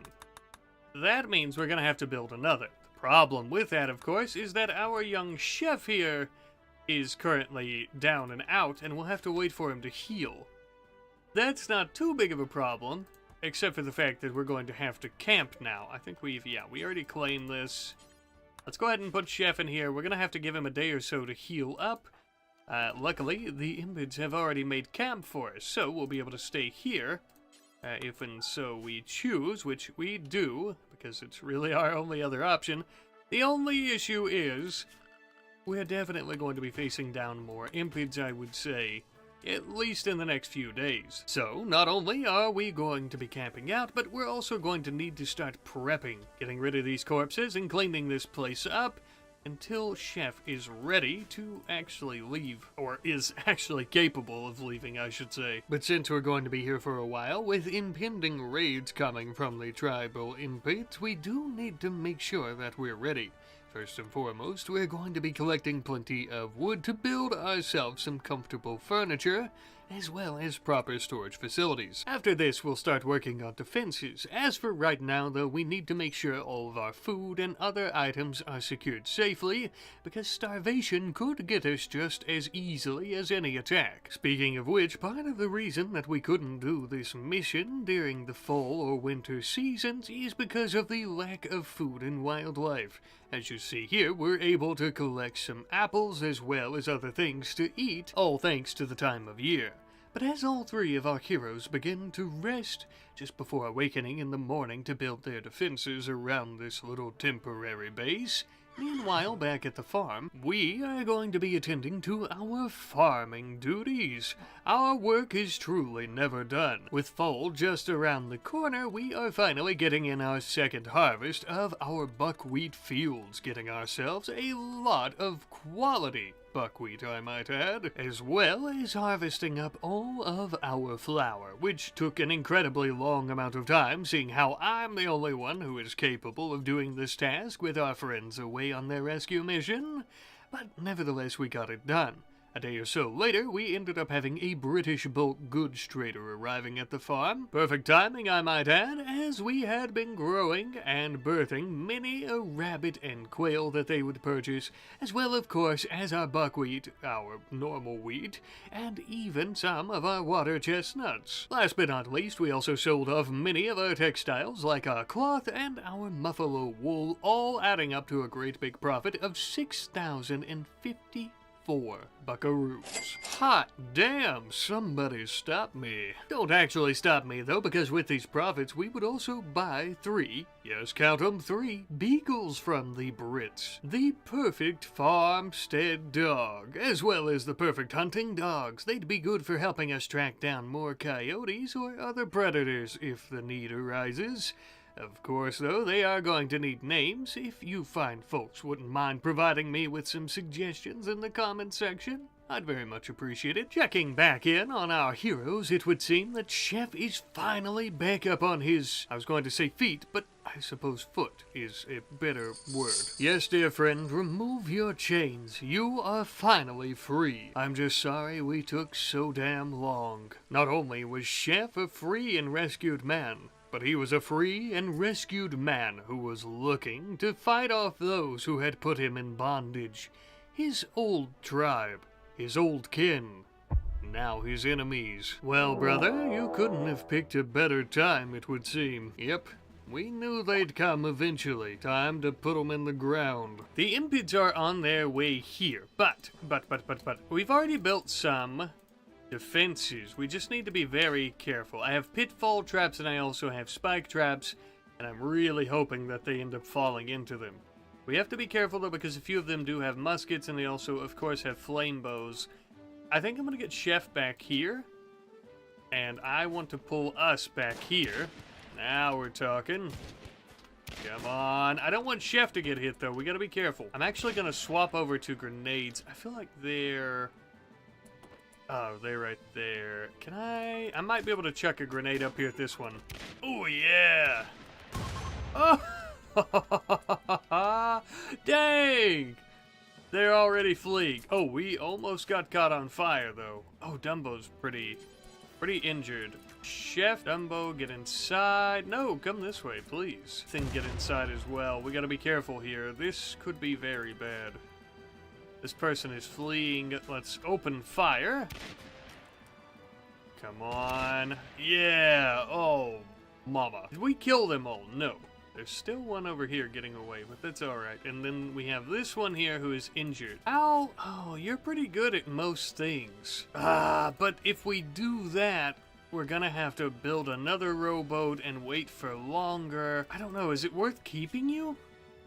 You have a great intellectual skill and you're a good fighter. You could also learn to do cooking. We need a designated cook because Carson's been doing all the cooking, and you have a burning passion for plants, so you could pretty easily learn. You're like exactly what we need. Dang it. Alright, fine. I really don't want to stay here for longer than we have to, but. This lady here is going to be pretty good. And we don't even have to completely recruit her. We just kind of have to break her will enough so that she'll, come with us. She'll be willing to walk and not fight us every step of the way. In the game, they call it enslaved, but she's still our prisoner, not an actual slave. Although, I guess there's not too much of a difference, right? Thing is, too, we can't take prisoners, I don't think, on these boats. We could try it, but I don't think it's possible. I immediately want to build another rowboat. I didn't want to be stuck here for this long, but oh well, right? It's going to be well worth it. We need to cut down more trees. I haven't cut down this little portion yet. I've been cutting others. I think that'll be fine. It shouldn't take us all that long to actually get her going. Alrighty, here we go. Boom, perfect. A fourth rowboat. Now we just need to get our prisoner up and moving. What is rotting in here? A lot of rot stink. What's happening? Oh, ooh, yuck. Why are they, ugh. That's one place to put corpses, but preferably we put them down here in the designated corpse pile. Oh my god, who done that? Lung rot? Son of a bitch. Now she's got lung rot. Who done this? It had to have been Chef. The young lad, he's still learning. We're trying to, give him the benefit of the doubt here, but you can't be stuffing corpses on the inside of somewhere. Oh my god. We'll have to harvest some heal root and tend to that for her. Sorry, Dumbo, I know you're trying to rest, but I need you, our right-hand man, to help us out. Alright, there we go. Yeah, we have quite a bit of time to pass, though, and we're probably going to get attacked again pretty soon. Like within the next so many hours. So we're currently in about the last hour or so before the next raid comes. Here we go. They are attacking immediately, and... Oh, okay, so we only have one. That's not too bad. We've also almost got this lady enslaved. She's at 0.3 will, so another time, a couple of times I should say, and I think we'll be fine. Let's chuck some grenades at this impid lady. Now we're talking. Whoa, Dumbo, good thing you got that, that bulletproof vest there, friend. Let's take cover behind our defenses. Oh, we've got a flash storm coming. Dumbo is getting hit pretty bad, though. I need to bring him in. I'm gonna move Ethan up this way, and as Chef is keeping them... Oh, shit, that hurt. Keeping them busy, hopefully. Yeah, let's wait. I want her to start firing again. Okay, so she's already paying attention to Chef. We're gonna chuck a grenade right at her head, and we're gonna move. There we go. Oh, sweet something. Alright, let's tend to ourselves. We need to harvest more heal roots. Please tend to yourself, Dumbo. Oh, we had good medicine. Dumbo's been hoarding it all for himself, I think. Yeah, we don't have that much longer, though. We'll get this nice impid lady to join us. Not by her own free will, of course. But then we'll be ready to start rowing back across the White Rabbit Sea. Ethan, with his raspy, old French voice and a great big rifle, would manage to convince her. And now, with her on her feet, the four of us could finally start rowing back across.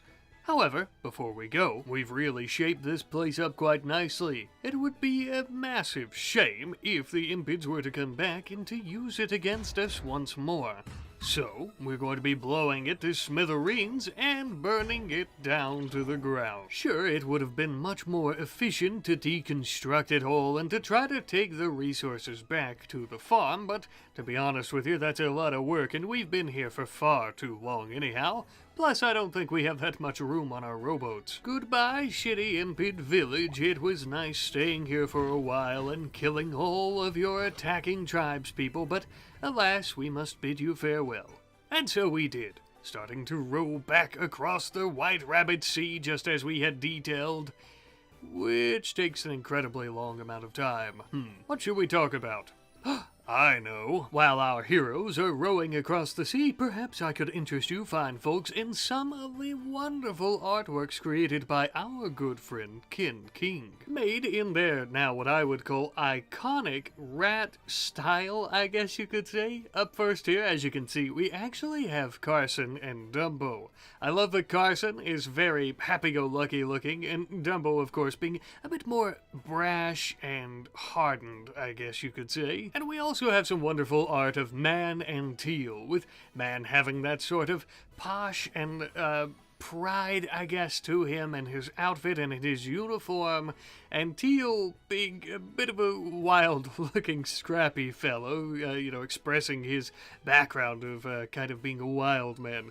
I absolutely love these, and thank you, King, as always. You always do amazing work. I love your art style, and I want to thank you ever so much, truly. If any of you other wonderful people want to make any fan art for our series, or for myself, or just anywhere, for any reason, I guess, you can always email it to my Rat Night business email, therealratnightbusiness@gmail.com, or feel free to follow me on Twitter and message me there, and just send it to me through DMs, I suppose. Now then, I've gotten so excited about all the artwork, I almost forgot we finally arrived back home at the Frontier Farm. Oh, truly, I can't express how good it feels to be home.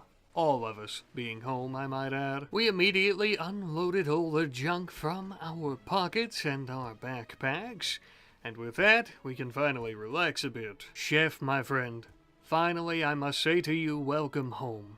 And I must tell you that I'm very sorry we didn't come for you sooner. It took us a very long time to even find out where you were, and then when we realized we had to come up with a plan to... You know what? No. No excuses.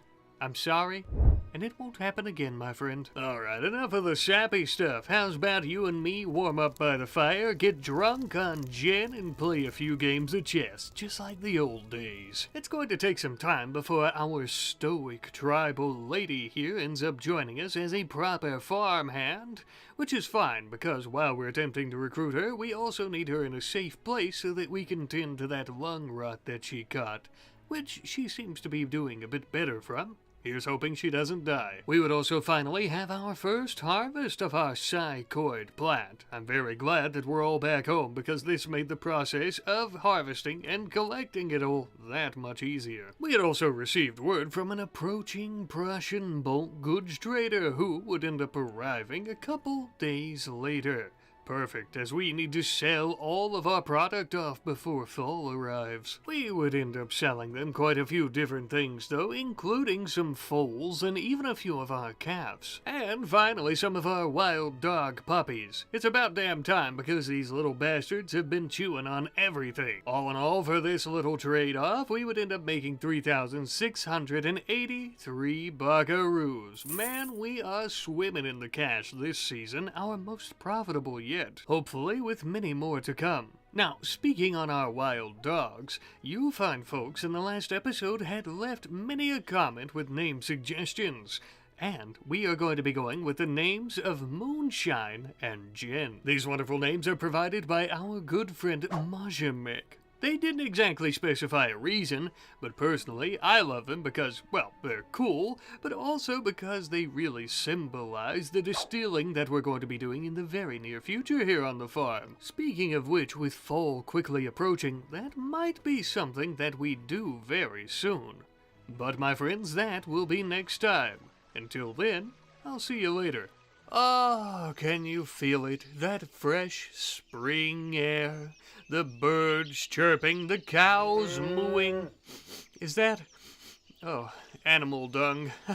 Well, life on the farm isn't all that grand. Howdy there, friendo. The name is Carson, and to be honest with you, if you're not aware of who I am by this point, you might never be. But let's run it back one more time.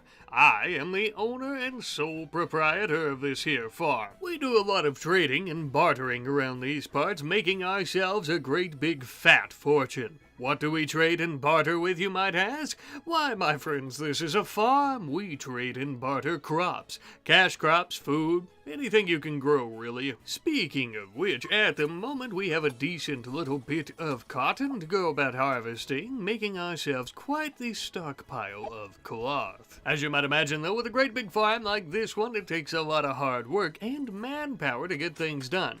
Manpower, which we are currently lacking. That's actually our biggest limiting factor at the moment, I'd say. So, in today's episode, we are not only going to be building some residential housing for our current farm hands, as you see us doing here, but we are also going to be working on getting quite a few more by the end. And once we finally have enough people to work the farm like a well-oiled machine 24/7, I think we'll be in good standing. It'll be the nice little cherry on top. The final cog in our grand machine, I suppose. Although we are also going to be doing a lot of expanding on the farm today as well. Not only by adding in many new facilities as well as new fields with new crops, but with a little bit of knowledge. We're actually going to be doing research into drug production. Now, not to worry, it's not what you think. This is going to give us a drug lab, and a drug lab is actually where we can go about using proper measurements and sizing and proportion to roll cigars and cigarettes, which we already do, just much less efficiently. Just think of the lab as giving us a proper workshop with the tools to go about making them, getting more bang for our buck, I guess. By this point, every time we harvest tobacco, it is quality, with that being close to, I think, around excellent or master work quality. Genuinely, so we want to ensure that we're getting as much as we can out of it. Speak of the devil, I myself would go out single-handedly harvesting our field of tobacco, preparing it for this eventual research. Now then, as we are doing this research, we're actually going to begin focusing our efforts a bit out to the east of our farm. I had mentioned previously how I wanted to expand the farm around the pond in the middle of the town, which we've already done. And that is why today, as well as building a road out east for traders and travelers to once again just easily be able to come in and out of the city whenever they so choose, we are also going to be building great big fields parallel with the road a little bit to the south of it.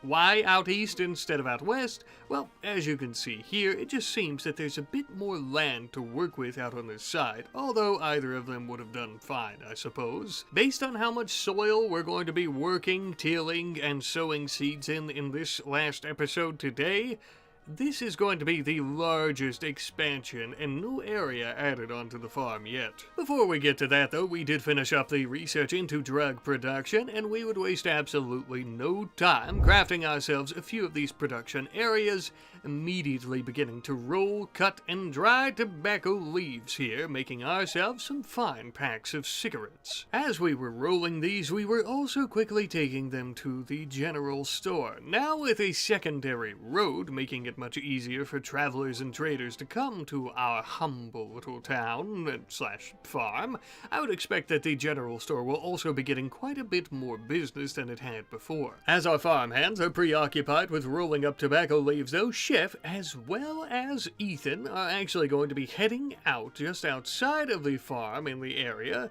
along with some wood and other resources to go about building some proper dirt roads. Ethan, of course, is going to be functioning as our muscle to ward off highwaymen and other filthy ne'er-do-wells. As I was saying about actually starting to see more traffic coming into our humble little farming town, I think that connecting it up with the main dirt highway system is really going to be where we see a lot more folks coming our way. This will take a few days for them to complete though, so in the meantime, we and our farm hands are going to be working on these new fields that we're adding into the eastern part of the town. We would have to work rather swiftly though, as you can see with the trees and other vegetation losing their leaves. It is now fall, it's getting quite cold, and winter is just around the corner. You might not think that matters all that much, but let me tell you, if that ground freezes before we can manage to till up some actual proper growing areas, we'll never get it done. Well, not until spring finally rolls back around thawing the ground once more, but I'd rather get it done before then. After a few days though, Chef and Ethan, riding on the back of our mighty horse Duke, would finally arrive back in town. You know what that means.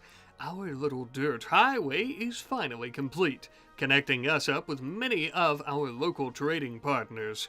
Oh, I could feel the money rolling in now. By this point, though, I am afraid that we have officially entered the 1st of December, which is also the 1st of winter.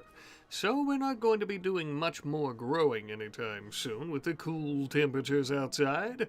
Perhaps we could shift over to something else, though.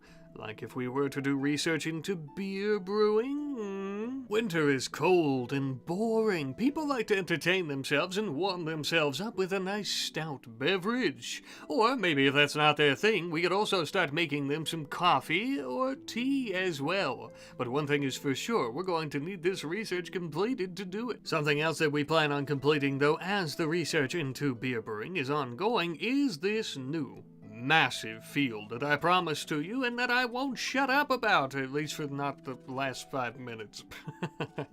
As you can see though, this is genuinely going to be the largest field that we have ever created. We're going to be growing a lot of crops here, and thus we are going to be making a lot of money. Again, though, that's going to be spring, as it's too darn cold to grow anything at the moment. But I am glad that we got this finished before spring comes around. That way we're not wasting time tilling the soil when it comes, and we can go straight into sowing seeds. Meaning, we can grow crops faster, harvest them faster, and we can make our fortune faster. By the time that this was finished, we had also already finished up the research into beer brewing, so we have a lot of work to do there as well, which will also keep us very occupied during the cold months. Also by this point, we finally ended up recruiting Nikrath, I believe is how you pronounce her name, into our farm-handing ranks. If you don't remember, she was one of the Impid Tribe's people who was coming to kill us last episode when we saved young Chef from his bondage. Now she is our friend. Not only a friend, but a friend with a purpose. The purpose of helping us tend to our farming needs. First things first though, she needs some much warmer clothing. Now that is much better, keeping the frostbite away. We are also going to start research into liquor brewing, which is going to give us access to new types of alcohols that we can brew and ferment, like tequila, vodka, so on and so on. Now this relates to our new friend, as she has an incredible intellectual skill and actually will be able to take over over the process from Teal, freeing him up to do other manual labor tasks. One such task that he and everyone else along with myself will be working on is a proper brewhouse. We actually ended up building this right in the center of this gigantic field that we have recently added onto the farm. It is over top of some rough sandstone. We can't grow anything on the sandstone, obviously, so I thought this was the perfect place, especially since we are going to be growing potatoes for vodka and other different types of crops specifically for alcohol around the brew house itself. That way there's an ease of access to bring them in. We have our fermenting room, which still has a bit of room left for different types of alcohol, but we're mainly going to be brewing beer in here. We also, of course, have a small little fireplace to keep it at that perfect temperature. And then on the left side here of the building, we also have an area where we can go about creating different worts and other things that will be fermented and thus turned into alcohol. As it stands at the moment, we don't have any resources to turn anything into alcohol. However, we did find a large grove of cherry trees. Cherries could be used to create cider. Given that it's wintertime, we have nothing better to do. As we can't grow anything, we immediately went out and harvested all the cherries that we could fit into our basket. We threw together some unfermented ciders to sit in our cellars and larders to go about doing the fermenting process, obviously, which takes about 5 days. Which, in-game, is actually almost half a month. So, by the time spring rolls around, we should have plenty of cider to go about selling, or even enjoying for ourselves. With that, we also finished up the research into liquor brewing, expanding our knowledge further and further into the brewing world. Now, I don't plan on this episode being all about brewing. We're only going to be doing a few different types of alcohol, as we are mostly interested in farming, of course, but I thought that this could be a nice little addition and secondary way of us making money. Sticking with the farming theme and not really diving into anything boring and vanilla like normal beer, we're mostly going to be making some ciders as well as some gin. I think that's pretty fitting given what we do here. Most of these are going to be stored in the general store along with our cigarettes and a few other specialty products that we plan on selling to visitors, in particular those visitors who are staying in our inn. But alas, again, the winter always bores us to death. Perhaps I could show you something not so boring like, I don't know, some wonderful new artwork by our good friend King, who you can find on Twitter at KinTheKingArt,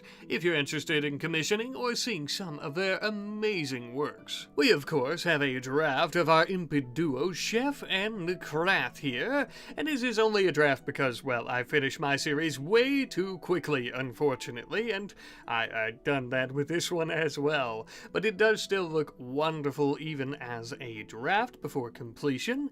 And here on the right we also have Ethan and Tana with some really great details of their personality. I like the stoic old man kind of look and vibes of Ethan being a French veteran and also a bit of an older one at that, and the quirky childlike joy of Tana, even just given all the horrible things that she's been through. I also really like the details on Ethan's clothing with his uniform still underneath his old cloak. A massive thank you, King, as always, not only for making these gorgeous artworks, but also for sharing them with me so I can share them with the community. Thank you so much. And now that we're finished looking at some wonderful artwork, how about we sit back and watch as the ground thaws, the snow melts, and finally, it is spring once more. Time to do some growing, baby. However, it does seem as if we may have bitten off a bit more than we could chew. Sure, we rushed to till the field so they would be ready for spring, and that way we could sow seeds very quickly, and yet during winter, we never ended up getting additional manpower or farm hands to help us out with all the new influx of crops that we're going to be growing. To put things into more simple terms, at the moment we've got too much farm and not enough hands.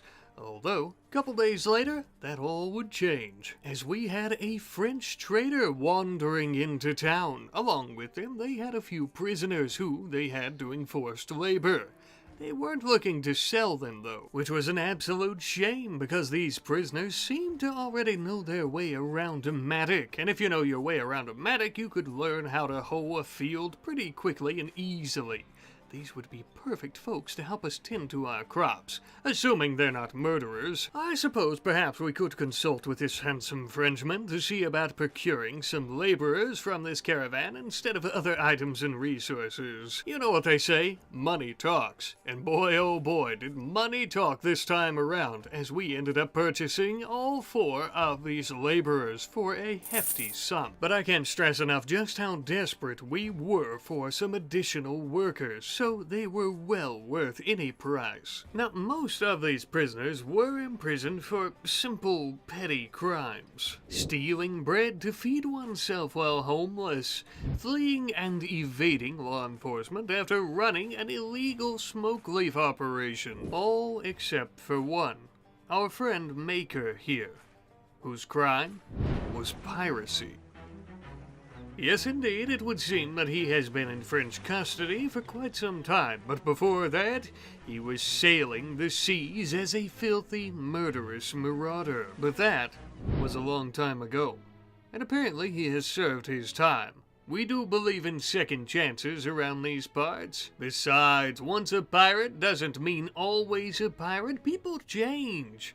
Now, let's get to growing, folks. Oh, shit. Hey, Tana, look. He's not a pirate Oh, no, wait. Kid, hold on here. Whoa, easy, kid. I get it.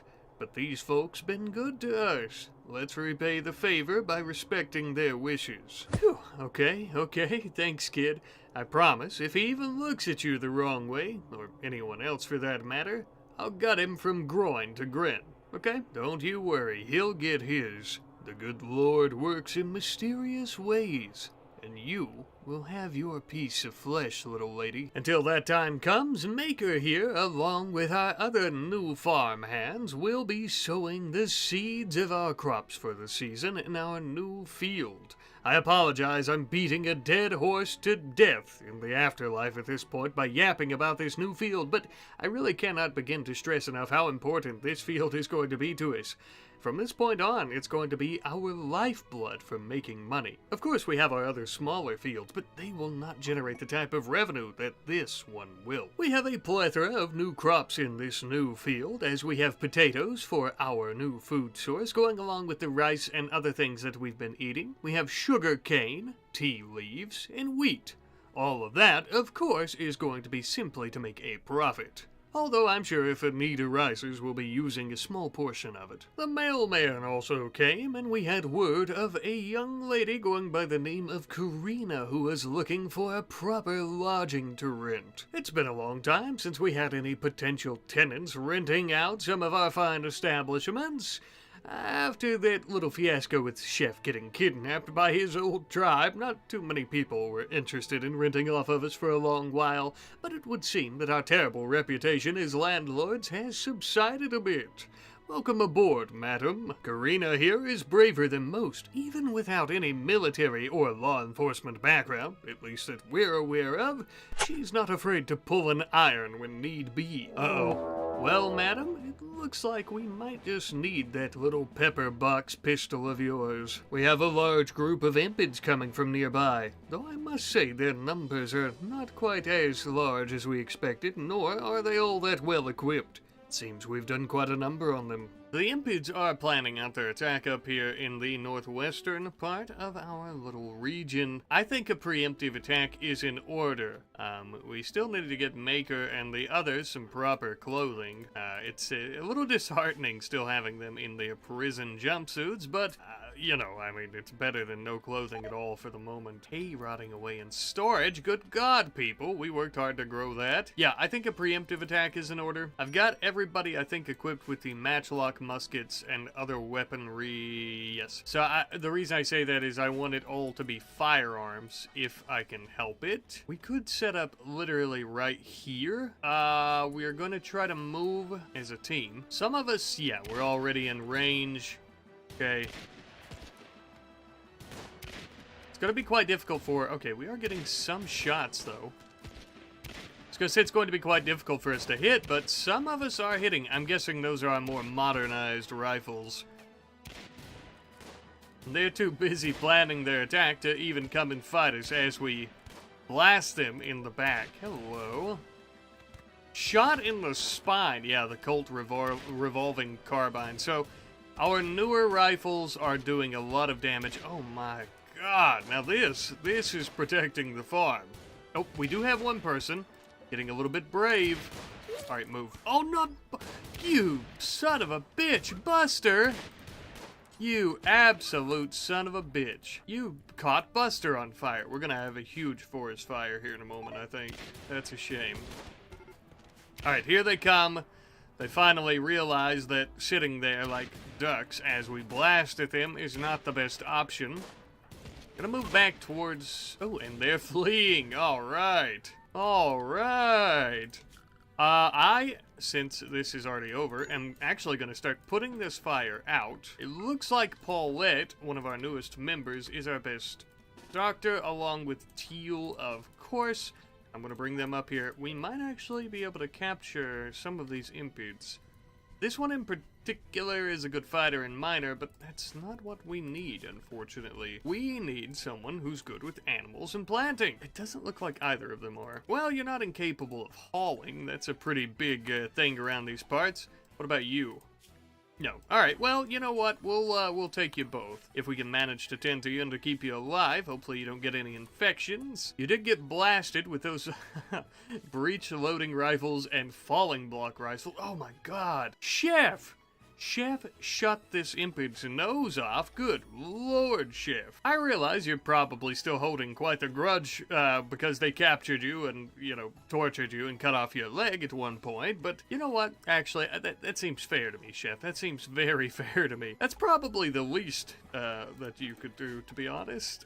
His old tribe mates, though, they, yeah, you know, he's got a little bit of resentment for them. What about this person? Right kidney was destroyed by Dumbo. Yeah, Dumbo's always going for them organ... Whoa, excuse me. For them organ shots. Dang, you know what? And this is something we need to deal with in a moment, too. Just for even just our new members. We don't have near enough, housing all of a sudden, just because of the sudden increase in the population. As horrible as it may seem, we don't really have any guests at the moment, so it should be fine. I'm going to put them in the inn to capture them. So we'll go ahead and do that. It's better than nothing until we can get something worked out a bit better. We'll go ahead and get everything holed in. We don't have many useful things. Normally they bring more matchlock muskets. I'm guessing they're running low on resources because I noticed a lot more bow and arrows and slings this time around. But yes, actually we are going to work on some more housing. Since we have our great big field over here, and this is where a lot of our people are going to be working, I might actually go ahead and start setting up some houses over this way. We have to be quite careful because I don't want to get them to a point where they can be burned. I may have already explained this, I'm not sure because I'm recording this before I start narrating over some of the footage. The reason we have these separated with all these paths, not only is it going to be easier to walk through all these fields to collect things, but also this is a separation boundary. This will help us keep fire from spreading across all of our fields. So it's very, very important that we kind of do a similar thing here with the new housing to ensure that nobody gets, you know, burned, or that the places don't get burned for the people who will inevitably be sleeping in them. I am going to go ahead and build a few of these larger cabins as we have been, though. Let's see. Yeah, we'll go ahead and just build about 3 of them for now. And they'll be close to the fields. That way they can get to where they'll need to be working throughout the day quite easily. And we'll go ahead and start building these up. We've got our prisoners captured. Thank you. And we'll go ahead and start recruiting them both, as I mentioned. So let's take another look at their stats here. Foyth, I believe. Really good shooting and mining. Burning passions in those. Minor passion for melee, minor passion for medical. Medical is really the only other thing that you'd probably be good at. I might have him handling, working with some of the animals, just kind of, you know, the cows and stuff, milking them. But as for training, no, he won't be able to do that. Minor passion and shooting, absolutely horrific. Everything else, absolutely horrific, except for cooking, because she's a gourmand, a lazy gourmand. But still, that's not, you know, it's not that great. Decent social skill, maybe help with research, but mostly probably milking cows, shearing buffalo, and just hauling stone chunks, stuff like that. Really, all these new members will be good for. Quite alright though, as we do believe in second chances, as of course we've discussed already with our new friends here, especially Maker, who used to be a pirate. We're giving them all a chance to turn their lives around. We don't execute people around here, we don't do slavery, we are good folks. And, you know, we hope that they return the favor by joining us and starting over anew. Anyway, though, let's go ahead and build these residential housing, and I suppose we'll see what else we need to do. And so we would first and foremost connecting it up by a dirt path to the rest of the farm and to the town, and then we immediately started working on these 3 large cottage cabins that we're going to be building for the rest of our folks here. Now, as we're working on these cottages, though, we would have 2 of our new folks, Burger and Paulette, start whipping up, 1, some proper clothing for our 4 new farm hands, but Paulette would also be whipping up something as well, a set of tools for us. Aha, there we are. Now don't you 4 look mighty dapper, really befitting farm hands? Not only that, but you'll also be able to stay much warmer in their set of clothing, as well as be much more protected in case our impids have a sudden change of heart and want to attack us again. Though with their reduced numbers and equipment, I don't see it happening. The farm is safe, our farm hands are dressed well, and now we just need some hammers to do our construction. These are the ones that Paulette made a little bit ago. Similar to the hoes that our farm hands use, though, these hammers are not just for looking the part, but they also increase construction speed by a full 20%.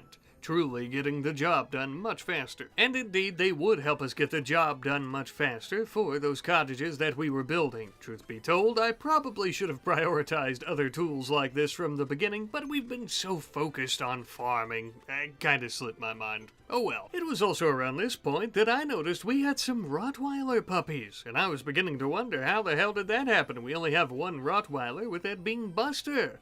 And then I remembered that different breeds of dogs can obviously have babies together, and it would appear the papa is Abram, our beagle. Congratulations, old boy, you're a daddy now. But such fine puppies among our folks on the farm should have some proper names, should they not? Indeed, I think they should. Our beagle pups would be named Darwin, Locke, Charles, and then our Rottweiler pups would be named Beryl and Shock. Very fitting for the times, I feel, but of course these names are not from me. They're from our friends, the guy who goes meh and Jeerish Chiller 9972. Charles and Darwin obviously being from Charles Darwin, who sailed on his expedition on a ship named the Beagle. He also would have lived during this time, so I found it to be quite fitting. And I believe that Shock, Lock, and Beryl is a reference to The Nightmare Before Christmas, which is also quite fitting given this time of year and this season. So thank you both, and thank you to everyone who left names for our puppies. We also have a great name suggestion from our friend Asteria2906 for our general store. It will now hence be known as Tana's Tinctures, Treats, and Trinkets, since Tana, of course, is the operator of this facility. You also mention a possibility of her growing older and perhaps getting revenge on those filthy damned pirates who killed her parents. Now that is something that I find rather interesting. Who knows? It might even be coming sooner than you think. Perhaps a solo adventure with maybe someone like a father figure. We might even take Tana's Tinctures, Treats, and Trinkets on the road. Start up a business of our own under the same name after we get the experience. Build our own vast fortune. Hunt down pirates. Avenge our parents once and for all. Oh, a girl can dream, can't she? Anywho, though, we are going to be sending out a pretty darn large caravan full of nothing but livestock and psychoid leaves. Psychoid leaves because we haven't sold them off after harvesting them last episode, and also livestock because we have too damn many of them. Thank God Almighty for Ethan and Chef's craftsmanship on this dirt road, as it makes it so much easier to go about doing trading with the nearby towns and villages. So much easier, in fact, that it's almost too easy, one might even say. There's almost absolutely no risk of an ambush anymore since we have such a nice road taking us straight through the forest. We've set ourselves up quite nicely here. But things are about to get much better as we sell off many of our foals and calves that we've been raising for almost a year now, fetching us a very pretty penny, alongside a wagon full of psychoid leaves. For medicinal purposes, as I've mentioned before, of course. We had also made so much money, in fact, that it wasn't going to be a problem at all for us to buy a few more modern types of firearms, along with some French armor. A little bit strange, this is a British settlement, probably something left over from the recent battles a few years ago, but we'll take it. Arriving back home shortly there sometime later, and we made a vast fortune on this one trade alone. I think just over 5,000 something silver. Of course, we had many weapons and the armor as well, and my friends, we're doing incredible here. I really don't know how else to describe it. I love what we've built. We're doing massive things, and we are making that fortune that we've talked about so many times before.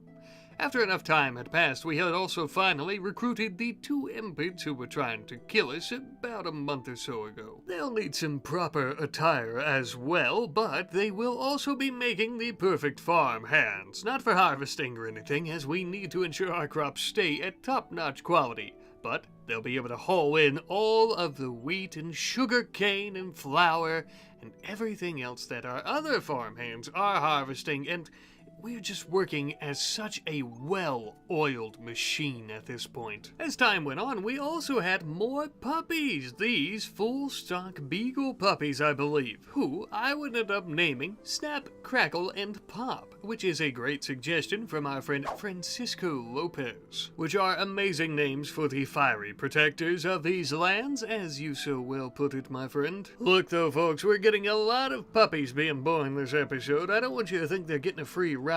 Everybody, including the animals that live on this farm, work on this farm. Here's a little bit of their training, hunting down squirrels that are running around in our sorghum patches. That's right, you dirty buck-tooth piece of shit. Not to worry, Crackle, you will heal. It'll toughen you up, little fella. We'll throw a little bit of dirt in that bite. I understand it might seem a bit cruel, them being pups and all, but we gotta train 'em young. These being working dogs and all, they've got a purpose, and that purpose is crucial for our farm's survival. Now then, a bit of a hard shift here to a bit of a construction project.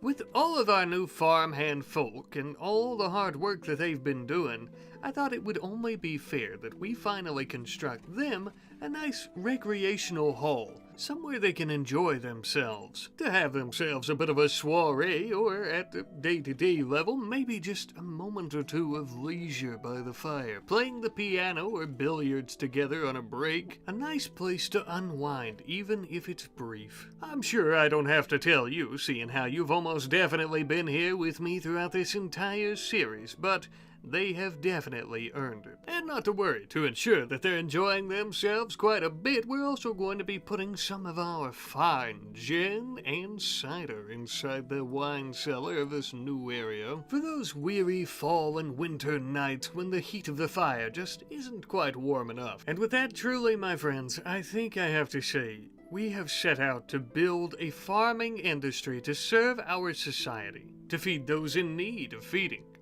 Ours is a crucial role, one that not all will take on due to its hurdles, but we did all the same. Truly, I think we have built a massive farm that makes us a vast fortune, which is really all we originally set out to do, is it not? But you know what? In the process of building this farm to make money and to feed local peoples, we also did a lot of good along the way. We gave homes to those who were in need of lodgings. We acted as a sanctuary for weary travelers and vagabonds alike. We gave purpose to those who others no longer saw fit to sweep their floors and stables, when all they really needed was a second chance at life. All the families that we've fed and continue to feed, all the good deeds that we've done, and I couldn't have done it without you. Thank you for watching. Merry Christmas. Happy Holidays.